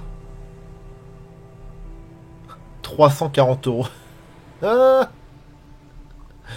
340 euros la Jap foil. Ok. Vous comprenez pourquoi je l'ai pas en foil du coup. Oui, donc voilà, donc ça remonte, c'est cool parce que on peut faire 2 fois sa capacité, donc c'est comme tous les Planeswalker Unco. En fait, ils ont que un moins quelque chose. Et là, en l'occurrence, on peut faire deux fois son -2, donc c'est cool parce que bah, l'effet statique est très puissant. Hein, empêcher les autres de piocher, c'est extrêmement puissant. Et nous, on peut trier 2 fois le pack. Enfin, le dessus du pack. En remontant un peu ce qu'on veut, sauf les créatures et les terrains. Donc non, ça marche bien. Ça marche bien, ça marche bien. Et voilà, là, on a un peu fait le tour. Elle est même limitée en vintage, quoi. Restreinte en un exemplaire en vintage. Donc c'est vraiment que c'est très fort. Pour une Unco, voilà. Et il reste les landes. Donc les landes, j'en joue pas énormément. Je joue une mana confluence. On paye 1 point de vie, on ajoute un mana de la couleur de notre choix. Bah, forcément, si on peut faire toutes les couleurs, bah faut bien qu'il y ait une rétribution quelque part. Donc on paye 1 point de vie. Et pourquoi je joue ça? Ça n'a aucun sens. Pourquoi je joue mana confluence dans ce pack? J'ai dû confondre un truc là. Ça, je la joue dans Essica. Ça n'a aucun sens, tu dégages toi, ça va pas ou quoi? Quel est l'intérêt de payer 1 point de vie pour faire du bleu? Je ne joue que du bleu. Complètement débile. Bah ouais, voilà. Ça dégage. Ça, c'est une carte que je joue dans Essica normalement. Bon, par contre, Nykthos, reliquaire de Nyx, ça c'est bien. Parce qu'en gros, on va faire beaucoup de mana avec. Soit on paye, soit il fait du mana incolore, donc voilà, en plus il arrive d'étape. Donc quoi qu'il arrive, on est sauvé, ça fait du mana, ça arrive d'étape. Mais sinon, on paye 2, on l'engage, on choisit une couleur, bleu là en l'occurrence, évidemment. Et on ajoute à notre réserve une quantité de mana égale à notre dévotion pour cette couleur. Donc très rapidement, on va payer 2 et produire 4, 5, 6 mana. Donc bah, en fait, ça vaut le coup de payer 2 pour derrière faire plus de mana, quoi. Donc ça génère plein de mana, on aime bien. Regardez une petite île que j'ai altérée. Donc ça date. Hein. Je crois que c'est ma première altération. C'est pas très joli, mais voilà, j'aime bien. Une petite île altérée. Une petite île qui vient d'un unset, ça c'est beau. C'est le dernier unset. Alors c'est pas Ninja, c'est pas Unglued, c'est pas Unstable, c'est le 4ème, l'espèce de petite compilation qu'ils ont fait tous les unsets là. C'est très très beau. Une autre petite altération. Hop. Pas une de mes premières pour m'entraîner. Voilà, c'est mignon. Je la joue parce que bon, bah, c'est pas non plus incroyable, hein, mais ça fait plaisir de jouer des îles qui sont pas comme les autres. Une salle de guerre en foil, ça c'est très beau. Oui, oui, je sais, c'est très beau. Et quand on joue monocolore, bah, c'est très efficace. Oh, je croyais qu'elle était foil. Putain, en foil, elle devait coûter trop cher, je suis deg. Ça en foil, ça doit être beau. Bon, bah, on aime bien parce qu'on ajoute un couleur de la mana. Enfin, on ajoute un mana incolore. Donc voilà, de toute façon, on joue monocolore, ça risque pas de nous faire une color death. Par contre, on peut payer 3. Payer un nombre de points de vie égal au nombre de couleurs dans l'identité de couleur de notre commandant. Donc en l'occurrence, 1 point de vie. Parce que bah, Tassa, elle est que bleue. Et on pioche une carte. Donc ça c'est très cool, voilà. Fin du tour adverse, s'il nous reste 3 mana d'étape, hop, on paye 3, on engage, on pioche une carte. Donc c'est... Non, c'est un bon petit piocheur. Moi j'ai pioché pas mal de cartes avec ça, ça marche bien, finalement. J'ai fait mes premières altérations il y a 3-4 ans, je dirais. Mais j'ai arrêté, j'ai plus le temps. Un Castle Ventress, voilà, bah pareil, hein, alors ça arrive tap, ça fait du mana bleu, on n'en demande pas plus. Sauf si on contrôle une île. Alors, si on contrôle une île, ça arrive d'étape, donc ça va quand même arriver très souvent que ça arrive d'étape. Et pareil, c'est ce genre de petit mana sync cool, parce qu'on va payer 4, l'engager, scry 2.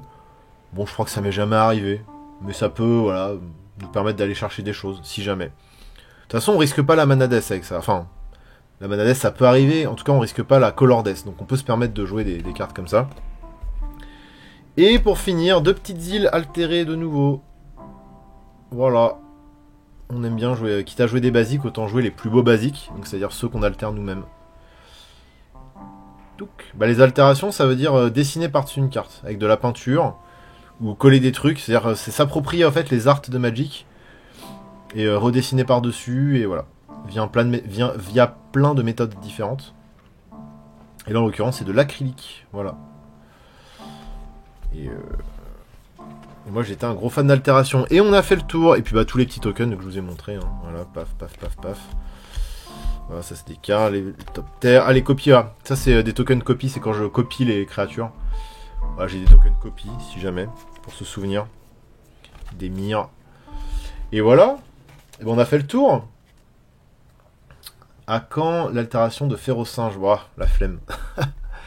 Ah, j'ai vraiment plus le temps malheureusement pour les altérations. Bah écoutez, voilà, j'étais très content moi de vous présenter ce petit deck. Peut-être qu'on en refera, si ça vous a plu. Je vois que vous êtes plus que 55, on a eu plein de bugs ce soir, donc forcément il y a des gens qui ont dû fuir. Bah, c'est pas grave. Moi j'étais très content de vous présenter ma merveilleuse Tassa. Ma magnifique Tassa. Bah du coup qui va un petit peu downgrade en 1v1 parce qu'effectivement s'il faut que je vire le Sol Ring et et le Mana Drain, ça va être un peu moins fort. Mais je connais des cartes voilà, qui pourront remplacer sans problème. Moi sur ce, je vous fais des gros bisous. Je vais peut-être vous envoyer, tiens, chez... alors vous n'êtes pas beaucoup, mais je vais vous envoyer chez Carbanog, tiens, pourquoi pas, allez hop. Allez, il n'y a personne chez Carbanog. Je vous envoie chez Carbanog. Vous êtes sages, vous lui faites des bisous. Et nous, on se revoit dans la semaine pour du jus de boxe ou autre chose, je sais pas. Je me sens plein de créativité en ce moment, donc... ou peut-être de la deck tech, hein. Peut-être qu'il y aura encore de la deck tech. Et bien évidemment, tout ça sera rediffusé. Et vu qu'il y a eu des bugs, la rediffusion va être en plusieurs morceaux. Il va falloir que je recolle tout ça. Oh là là, c'est chiant. Via mon logiciel de montage. Peace.